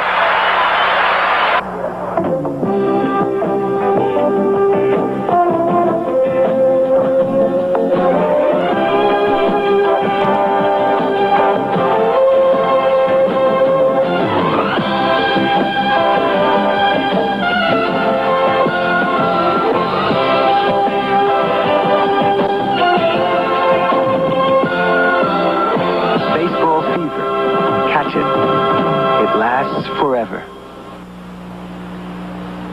The preceding message was furnished by Major League Baseball. Going to the bottom of the 7th inning, Gene Garber comes in to pitch for the Atlanta Braves. Garber, despite a losing record, 8-10. The key figure right there is the second one, saves. Also the ERA obviously outstanding at 2.34. So Garber, again, coming in a little bit earlier than he normally would, but he's well rested. And again, let's set it for you tomorrow. The American League Championship will be decided. One game for the title. 4 o'clock Eastern time. Probables there. Keeson for California. Vukovic for Milwaukee. And then we'll go to Atlanta. Game 3 coming up tomorrow night there at 8 o'clock Eastern time. It's going to be some game in Milwaukee. Oh, boy. Game 5, the big one. All the marbles riding. The winner goes to the Fall Classic. I imagine most of the Angels and the Brewers are probably looking on tonight, trying to get some sleep tonight. Trying to go to bed early. Well, it's going to be very interesting. Tough to sleep well, I would think, on a night like tonight. I'd imagine so. On the line tomorrow. Tommy Herr is the batter as we go to the bottom of the 7th inning. Gene Garber starts him with a strike.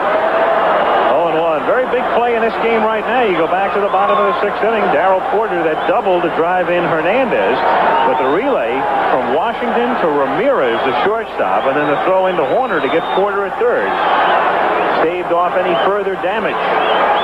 3-2 Atlanta. Because Henrik's got an infield hit at the next hitter, right, which would have resulted in the tying run scoring. Right. Later in the inning, Ozzie Smith had a base hit. Down the way. And they'd have still had another out. The little things, a lot of little things tonight. Garber's become very, very effective. He has really come up with a real good changeup. He relies on a real good sinking fastball that sinks very well and a changeup. And this is what his bread and butter pitches are. He'll give you a real good motion and then throw you a changeup. He's way ahead of her. He's got him 2 strikes and no ball. And down he goes. Tommy Herr can't believe the call by Bob Engel. All right, you check it out.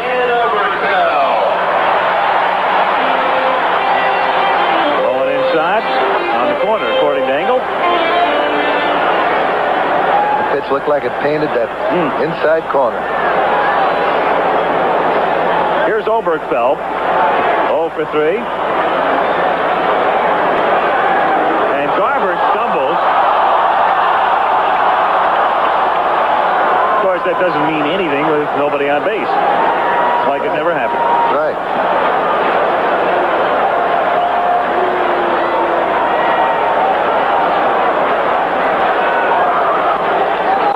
Chambliss scoops it up. 3 unassisted. 2 down, and Lonnie Smith is the batter. This telecast, presented by authority of Major League Baseball, may not be reproduced or retransmitted in any form without the express written consent of Major League Baseball. Here he is, the spinning top on the mound, Tommy. Style of Garber. He turns his back to the hitter. He becomes very deceptive. He hides the ball very, very well. And that's what makes him tough to hit. It's very difficult for the batter to pick up the ball. Here he hides it right there. Outside Lonnie Smith, 1-0. You don't see his hand in the baseball until the last moment.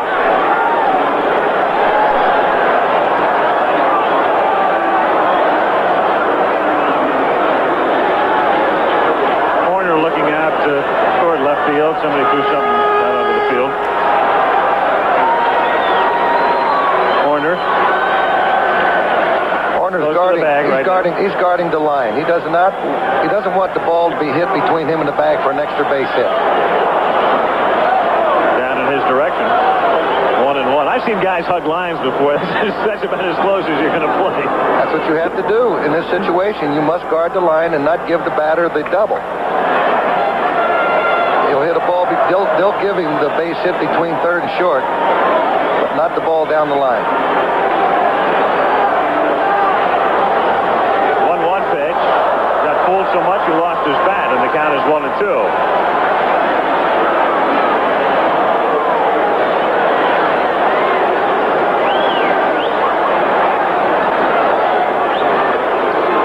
Nobody on. Garver ahead on the count. Garver started his big league career back in '69 when he came up with the Pirates. Pitched with Kansas City, the Phillies, went to the Braves in '78. And Lonnie Smith goes down swinging. Nothing doing for the Cards through 7. 3-2 Atlanta. Back in St. Louis after this word from our local stations. Some final scores for you. West Virginia over Boston College by 7. Alabama beating Penn State by 3 touchdowns. Virginia Tech eking one out over Duke. Georgia rolling. North Carolina likewise. Illinois in a wild one. 4-point win. Look how deep. Iowa over Indiana by 4. Missouri, Kansas State, a 7-7 tie. Here's Dale Murphy as we go to the 8th inning, fouling one away, and the count is 0-1. Look how deep Ozzie Smith is playing Murphy. Smith at shortstop. As you can see behind the white line, I'm moving in a step or so. Fast surface here. 1-1. Again, we'll point out what we did the other night as you look at some other final scores. Michigan winning by 14. Northwestern, what a year. 2 wins. Notre Dame by 2. Wisconsin beating the Buckeyes. Nebraska, 7th ranked. Arkansas, 9th ranked. Winning today. 1-1 pitch is hit into left field for a base hit. Point wanted to make on Murphy again. Those of you who don't follow it day by day. Big man, power hitter. Think about those fellas as big lumbering guys with no speed. That's not the case. Murphy with very good speed and a threat to steal. He'll steal that base on you. He's very quick. Base hit here. That's his first hit in the championship series. He was 0 for 4 Thursday night, and now 1 for 4 tonight.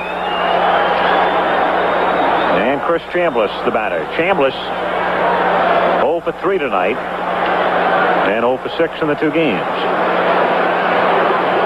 Atlanta 3, St. Louis 2 in the 8th inning.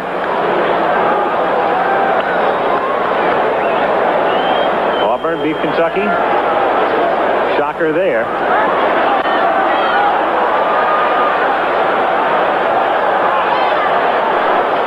Washington by 43 in what should have been a closer game. You would have figured going in. There's my team, the Air Force. I love that institution. The Falcons, huh?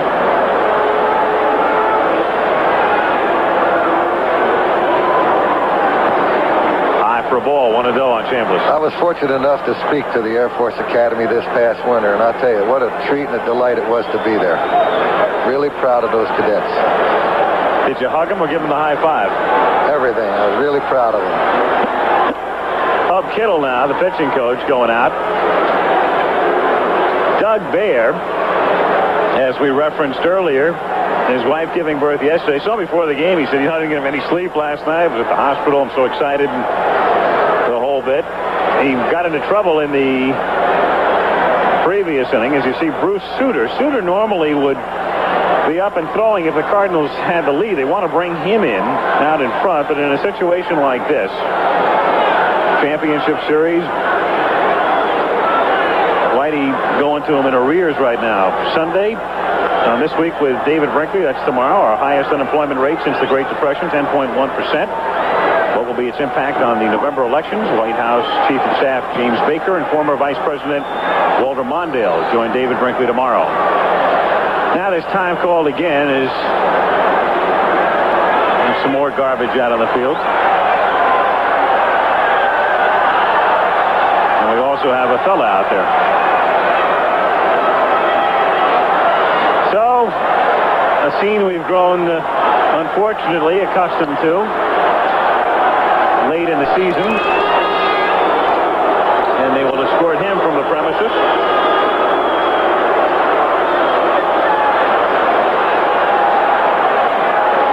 An interesting reaction. Most of the people don't want to see the guy out there in the first place, and then they take him away and they boo the security people.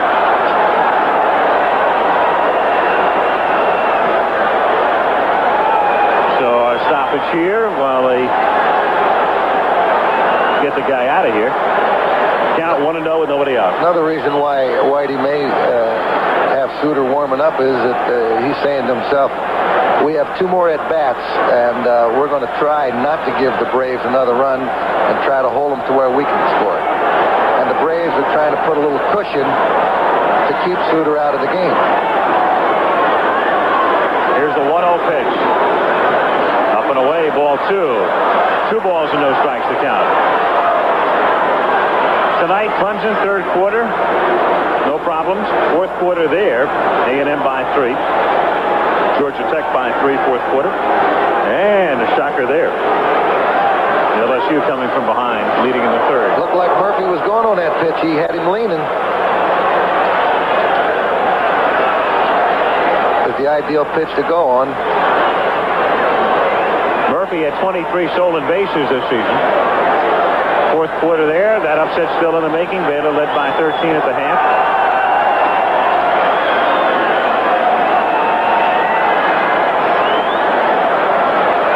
We've got time called again. This could be a run and hit situation. Bear must throw a strike. Again to first base. And he's well aware of it.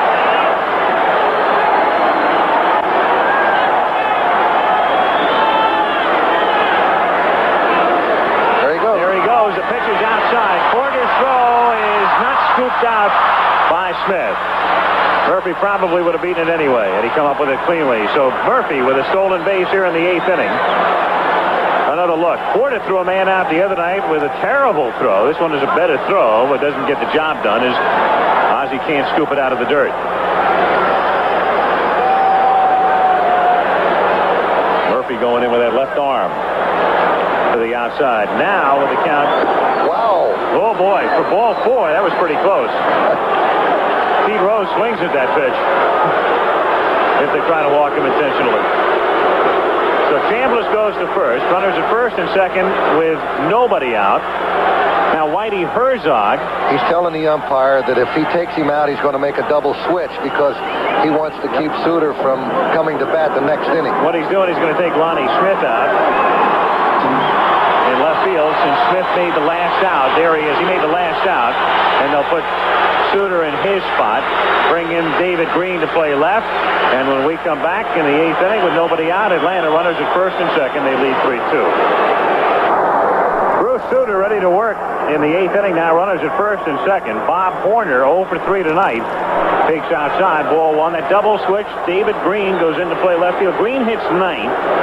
And then Suter bats in Lonnie Smith's spot, number 3, since Smith made the last out in the preceding inning. As you notice, Whitey went to the plate umpire.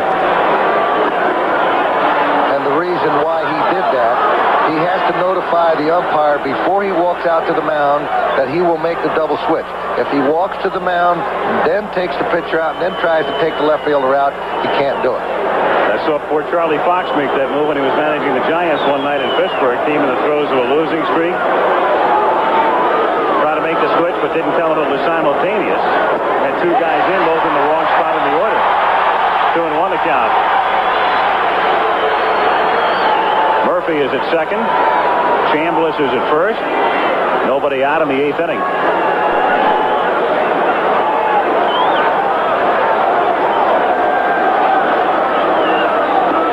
2-2. Bruce Sutter, premier relief pitcher in the National League. Over the past 4 seasons, he's led the National League in saves.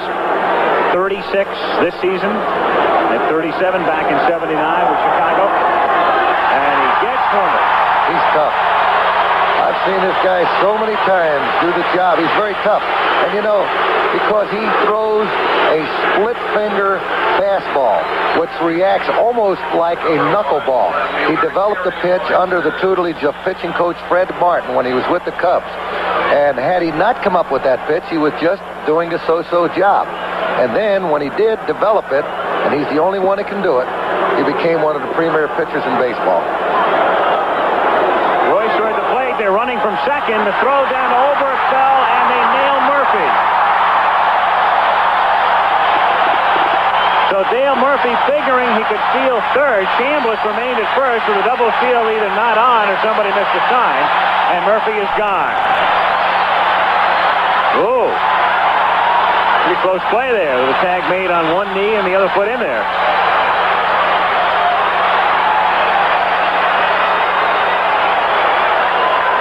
Second out of the inning.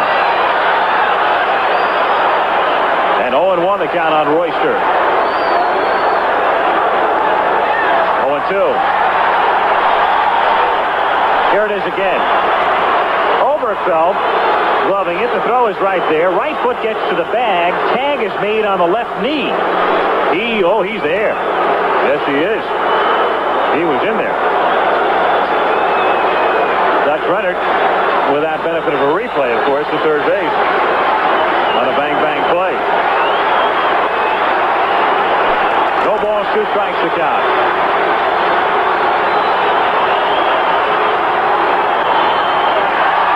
Sutter, and Bruce gets this crowd fired up as he gets out of the jam in the 8th inning. Bruce goes to Chan at the end of 7.5 at Busch Stadium. Atlanta 3 and St. Louis 2. Keith Hernandez will lead things off for the Cardinals as we go to the bottom of the 8th inning. He'll be followed by Darrell Porter and George Hendrick. Atlanta leading 3-2. Cardinals leading in the series 1-0. Very exciting game, Al. And when I mentioned about Sutter throwing a split finger fastball and it reacts like a knuckleball or a forkball, it's a little bit different. The split finger fastball is thrown with the fingers slightly spread apart, whereas the forkball, you open your fingers as far as they can go, and then you stick the ball in it. And that's the difference between a forkball and a split-fingered fastball. A lot of fellas have tried to come up with this pitch, but unable to do so. Dale Murphy has moved to left field, and Brett Butler, you saw him, he comes in defensively now in center field as Royster comes out. Scoring summary now, Cardinals getting a run in the first on a wild pitch.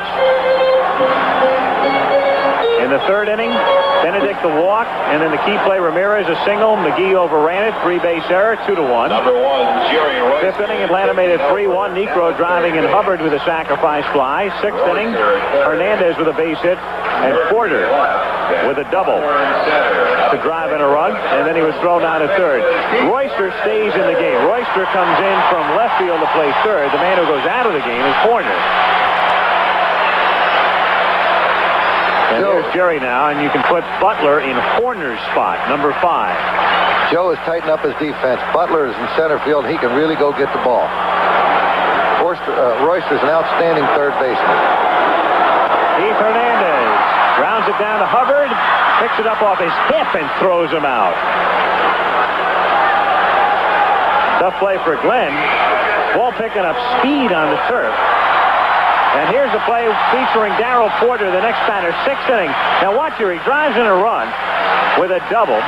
Hernandez comes in to score while this takes place. But now Washington throwing to Ramirez, the shortstop, who was the cutoff man, and down to third to Horner to get Porter going in. He would have scored on the base hit by Hendrick next, and had he done that, we would have been tied right now. So a very big play at the moment on the throw from Washington to Ramirez into Horner as Porter looks at a strike and the count is 0-1. 1-1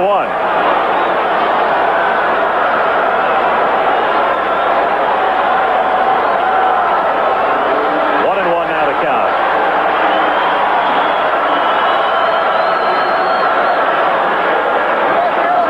In this situation now, Porter's capable of hitting the ball out of the ballpark, and what Garber is trying to do is keeping the ball away from to where he can't hit it out of the park. Darrell hit 12 this season. He was second on the club. And the count is 2 balls and 1 strike. Darrell's right. The end.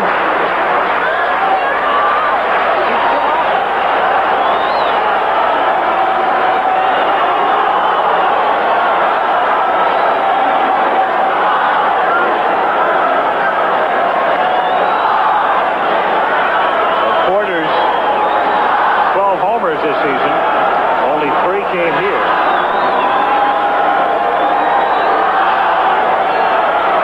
Atlanta leading 3-2, 1 out, bases empty, bottom of the 8th inning. Fouled away. 2-2.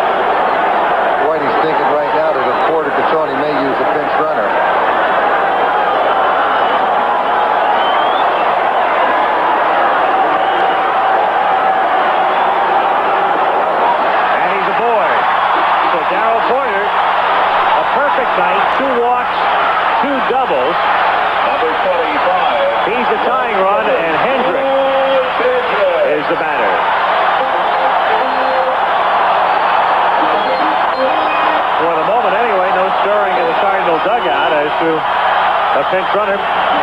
Perhaps he would run for Darrell, were able to advance to second. Depending on what Hendrick does here. George 1-for-3. Grounded toward the middle. That's a base hit into center field. Porter is around second, and he'll go to third as Butler's throw comes in.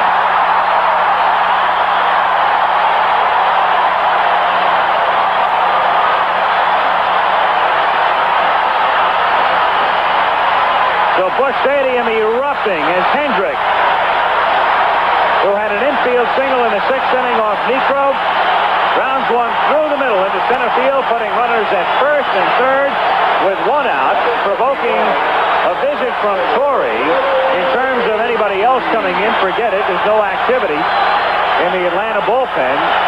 You live and die with this man. The only other man you could think about would be Bedrosian. So Torrey out for a word, and also with the infield with runners at first and third. It's going to be very interesting to see how he sets up his defense because of the fact that with Green the hitter, he's very, very tough to double off. McGee, who's also tough. Excuse me. Right.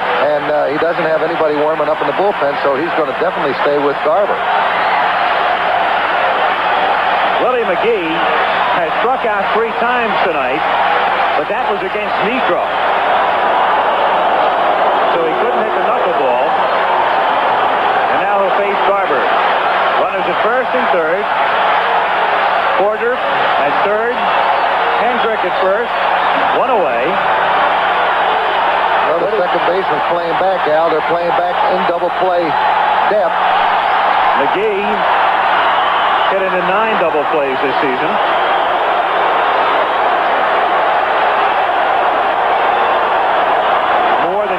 For a fellow at his speed, who was here only 75% of the year.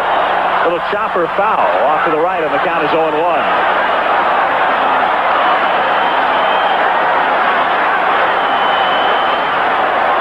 So Porter, the tying run. Back to third. Hendrick, a lead run. Chambliss holding him on. McGee, the rookie. Garber's taking strikeout. He's got to strike this guy out, he feels.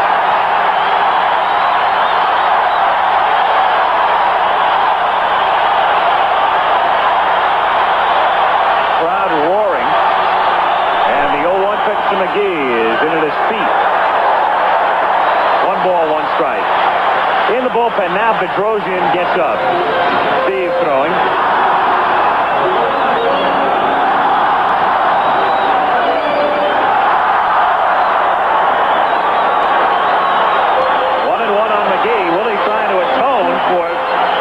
Play in the game right now. Overrunning Ramirez's base hit. Go to first base.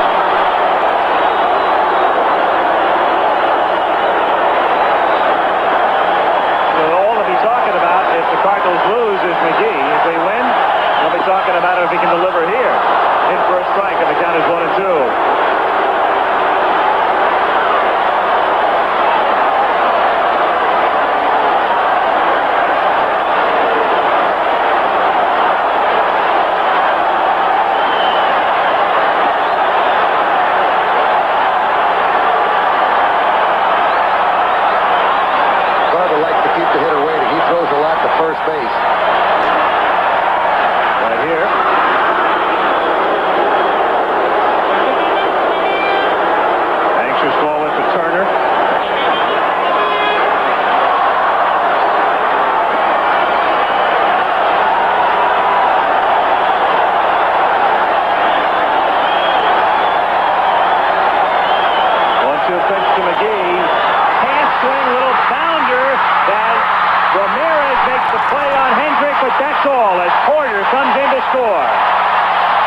So the Cardinals get even on a little half swing squibber back toward the middle. That's what that speed does for you. All they can get out of it is the tag on Hendrick coming down. Look at that pitch. McGee goes after a pitch well out of the strike zone, chops it over Garber's head. Ramirez is playing halfway, comes in. He's thinking about a double play because he makes the tag there, but he has no chance because McGee is so swift. He's down at first base. So we're tied 3-3. McGee at first base. And look for McGee to run. If he gets the opportunity right here now, he's going to have to hold him very, very close with Ozzie Smith hitting.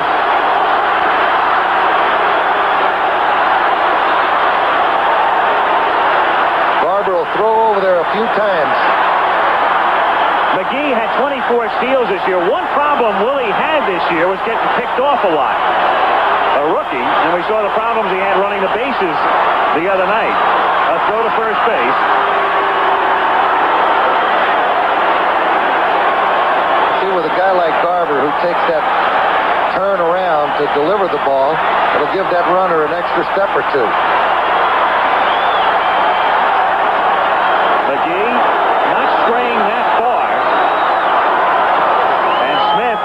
Squaring and taking a strike, and the count is 0-1. McGee is taking a very short lead there, Tommy. A fellow at his speed normally would like to get out more, but he's got to think back, and the Cardinals know if he's been watching him all year.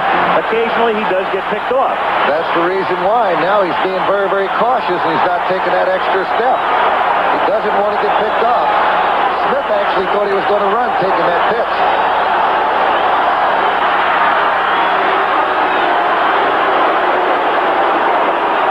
Keep throwing over there. The best thing you can do when you have a guy that can run or likes to steal is try to hold the ball as long as you can. That will get him off the balls of his feet, and eventually he'll get back on his heels because he can't stay up there too long.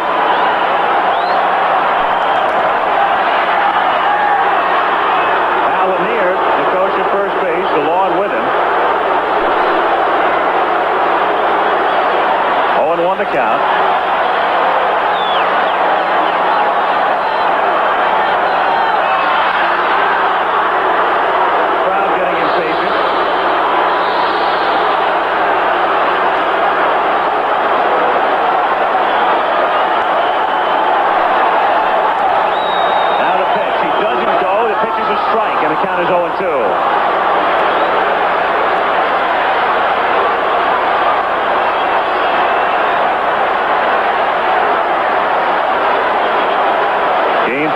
3-3, 2 out, bottom of the 8th.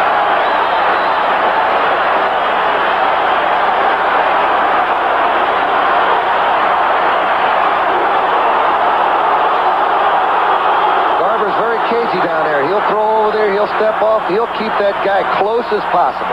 There he goes, and it's grounded foul outside first. So they send him 0-2 and bring him back now. Willie McGee. Ozzie Smith wants a new bat. For Smith, that's a pretty good figure, all things considered, because Ozzie lifetime would be well under that figure. Smith, 235 lifetime batter. Tomorrow night, Rick Camp and Joaquin Andujar. The matchup will be in Atlanta, 8 o'clock Eastern time. McGee at first, 2 guys.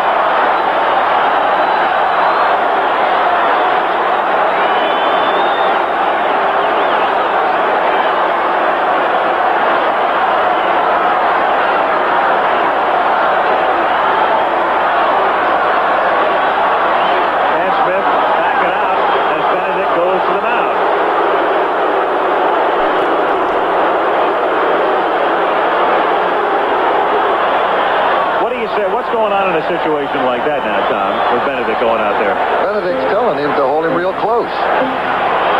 Well, he's been doing that. Well, that's what he's telling.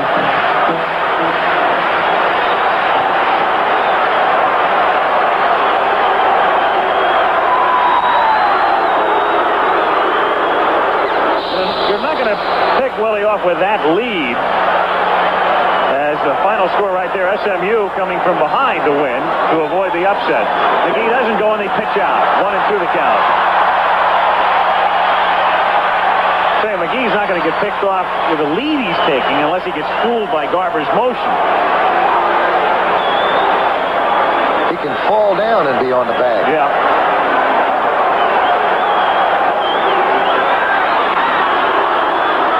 Well, just going back and standing up. When you can get back to the base very easy, that means you're not taking enough lead. 1-2 pitch. Fouled away. The chances are with Garber, you're not going to be fooled with Gene the way he delivers. He's not going to get you leaning the other way, really, like some other pitchers would. Well, Willie McGee's, he's a rookie. He's just starting out in the big leagues, and he's just not able to pick up any keys on the pitcher as well as the more experienced base stealer will. But eventually, he will pick up those different keys and be able to steal a lot more bases. Get back awful easy. Well, again, pointing it out, he's been burned so many times this year. You don't want to get burned here. Critical juncture of the game. Playoffs. You're the time for go-ahead run. Grounded down to the right side. Hubbard up with it, and he throws Smith out. So it takes a while, but Garber works out of the 8th after the Cardinals get a run to tie it. We're tied 3-3 back after this from our local station. We go to the 9th inning in St. Louis. Al Michaels with Tom Lasorda. A 3-3 tie in Game 2. Glenn Hubbard to lead off. Bruce Benedict to follow. Then Garber's spot. Suter not having success at all this year against the Braves during the regular season. Hubbard takes a strike. Suter, as he's prone to do, more comfortable out of the stretch with nobody on base, fouling it away. That's something more and more pitchers seem to be going to. Al Holland of the Giants is another one who does it all the time. The left-hander.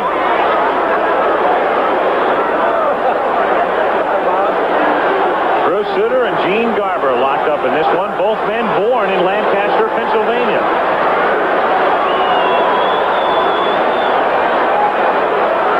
Pitch is in the dirt.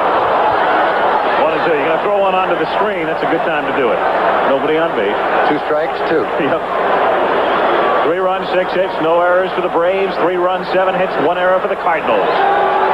Bruce Suter pitched well with the Cubs, but like Bruce pointed out just recently, 37 saves over there. Wasn't doing him any good. 1-2 pitch. Is outside. 2-2 the count. So Whitey Herzog got him. Remember, he picked up Raleigh Fingers from San Diego, then got Suter, then sent Fingers up to Milwaukee. Jeff Bruce to center field, and McGee is there. One away.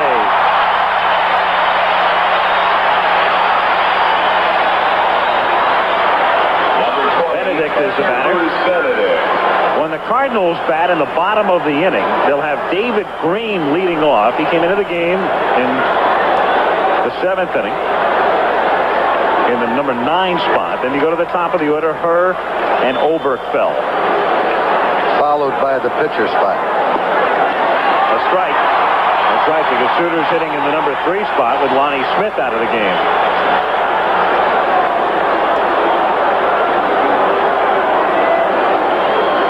On Benedict.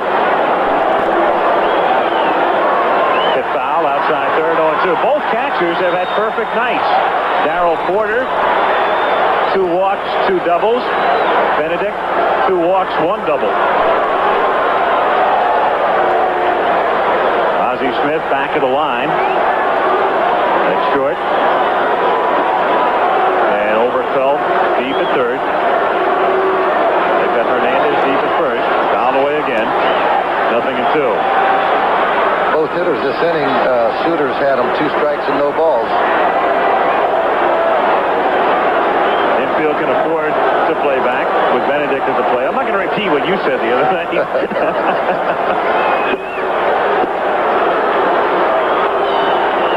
Bruce and I had lunch yesterday. We were talking about it. Foul away. He didn't mind it. Some people in Atlanta got all upset. He thought it was cute. No balls, 2 strikes. He's a super guy, tremendous competitor.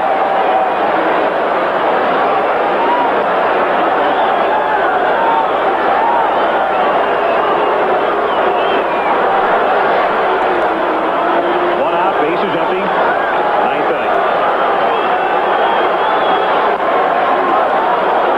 1-2. Bruce Suter got off to a great start this season. He went into a swale period, though, in May and June. Then he rebounded from that, and he was unconscious the last 3 months. Untouchable. Down to Smith. 2 gone.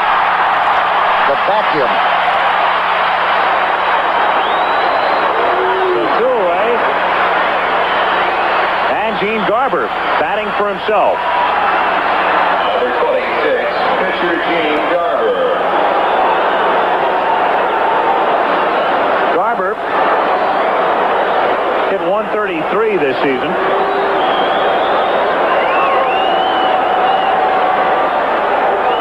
So this is a mismatch. In for a strike. Joe figures he's got to send his best out there in the 9th inning, and this is the man that's been it for him. 1-1 the count. Garber doesn't get to hit very often. Up only 15 times this year. 2 hits. 1-2.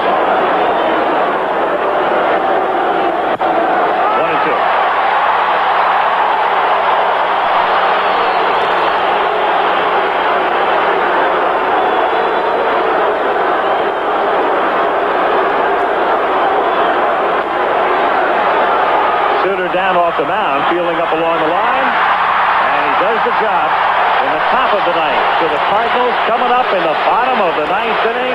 The score tied 3-3. National League Series, of course, is 2 days behind because of the 2 rainouts. Cardinals in Atlanta. We'll be with you from Atlanta Fulton County Stadium tomorrow at 8 o'clock Eastern Time. So the American League will be over tomorrow, and we could be going till Tuesday. Cardinals have other ideas, however. They're looking for a sweep. They lead 1-0. We're tied here in game 2, 3-3, bottom of the 9th inning. Gene Garber will go to work on David Green, Tommy Herr, and Ken Oberkfell. For the Redbirds, number 22, left fielder David Green. He's got Jim Cott warming up. The pitcher's hitting fourth this inning, and if he gets in a hitting situation, he may have to go to the pinch hitter. There's Cott. Green was part of that blockbuster trade with Milwaukee in the winter of 1980, and one of the key men in the deal. Right along with pitcher Dave LaPointe, also Larry Sorensen and Sixto Liscano came in that deal. Ted Simmons, Wally Fingers, and Pete Vukovich went to the Brewers. So they gave up a lot. And they got in Green anyway, a fellow they think will be in their starting outfield for years to come. But right now he's having a tough time breaking into the starting outfield. Well, the reports that Whitey had on Green's minor league career were outstanding, and that's why he insisted on Green in the trade. Takes outside for ball one. 1-0. Outstanding ability. One day will be an outstanding player in the major leagues. He was playing regularly earlier this season. When he got hurt, that's when they brought McGee up, and they couldn't get Willie out of the lineup. Fouled away. 1 ball and 1 strike to count on Green. Green, born in Nicaragua.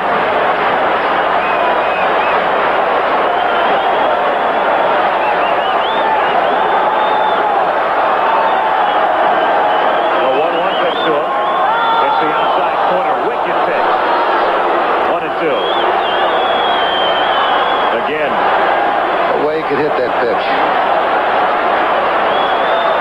Tailing away, gets the corner.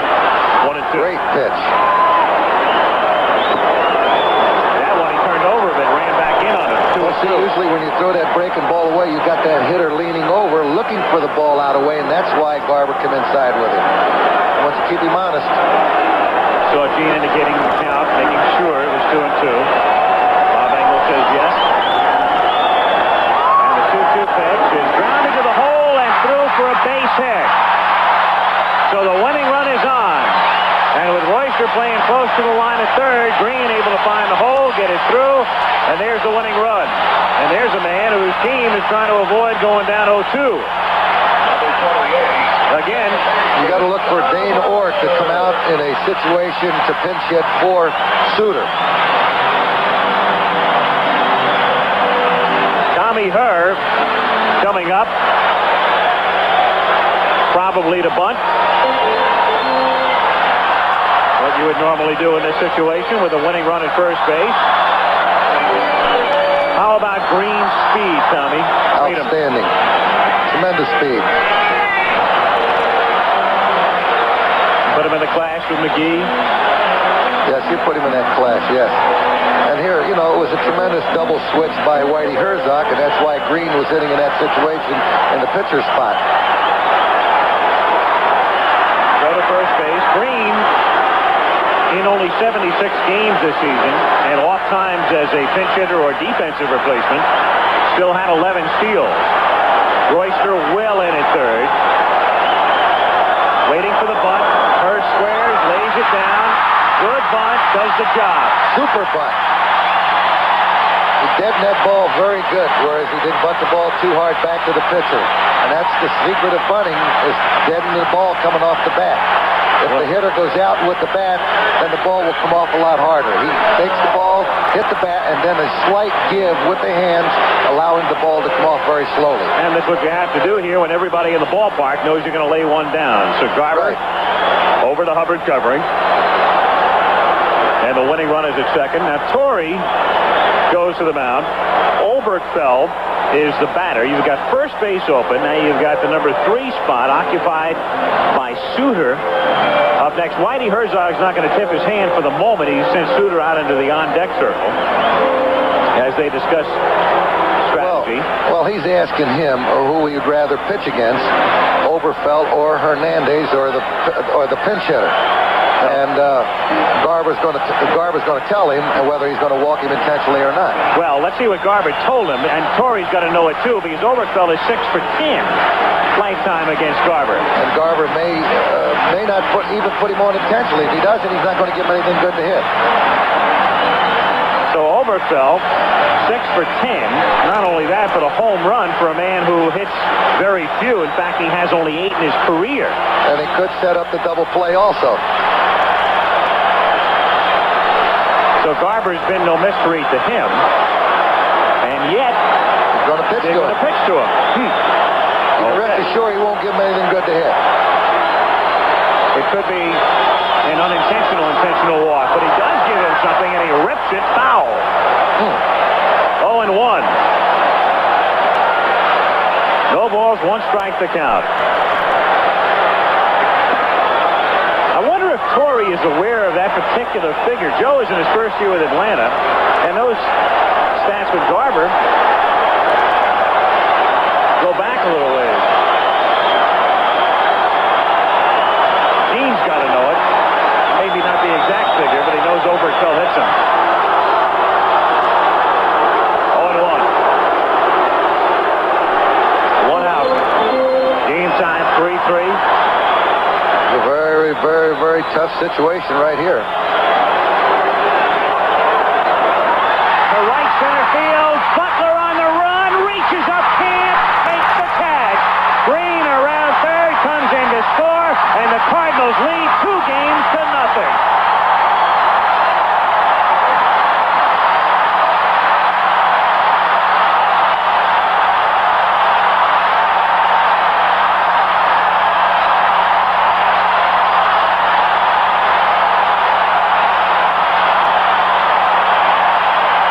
Boy, he hit the ball.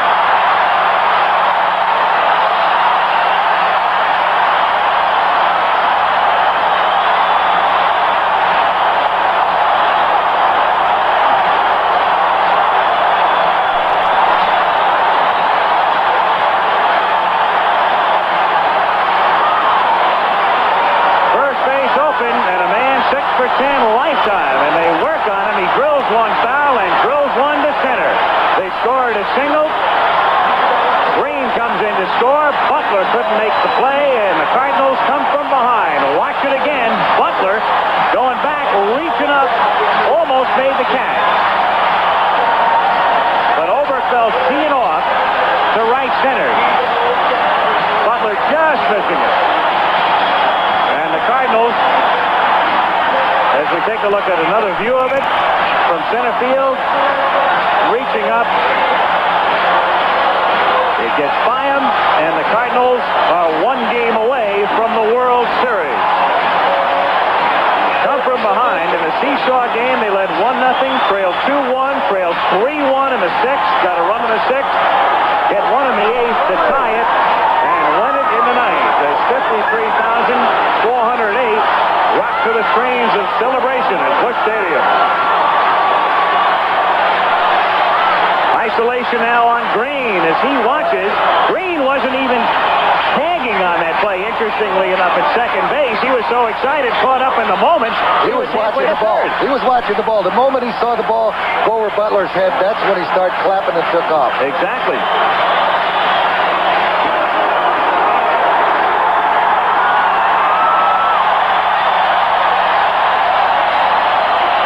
The St. Louis Cardinals. Well, they put the Atlanta Braves in the same position that the California Angels put the Milwaukee Braves in. Now they're going back to Atlanta, to the confines of their home field. They'll be in Atlanta for Game 3 tomorrow. It'll be a happy starter down to Georgia tonight for the St. Louis Cardinals, who beat the Braves 4-3. We'll be right back.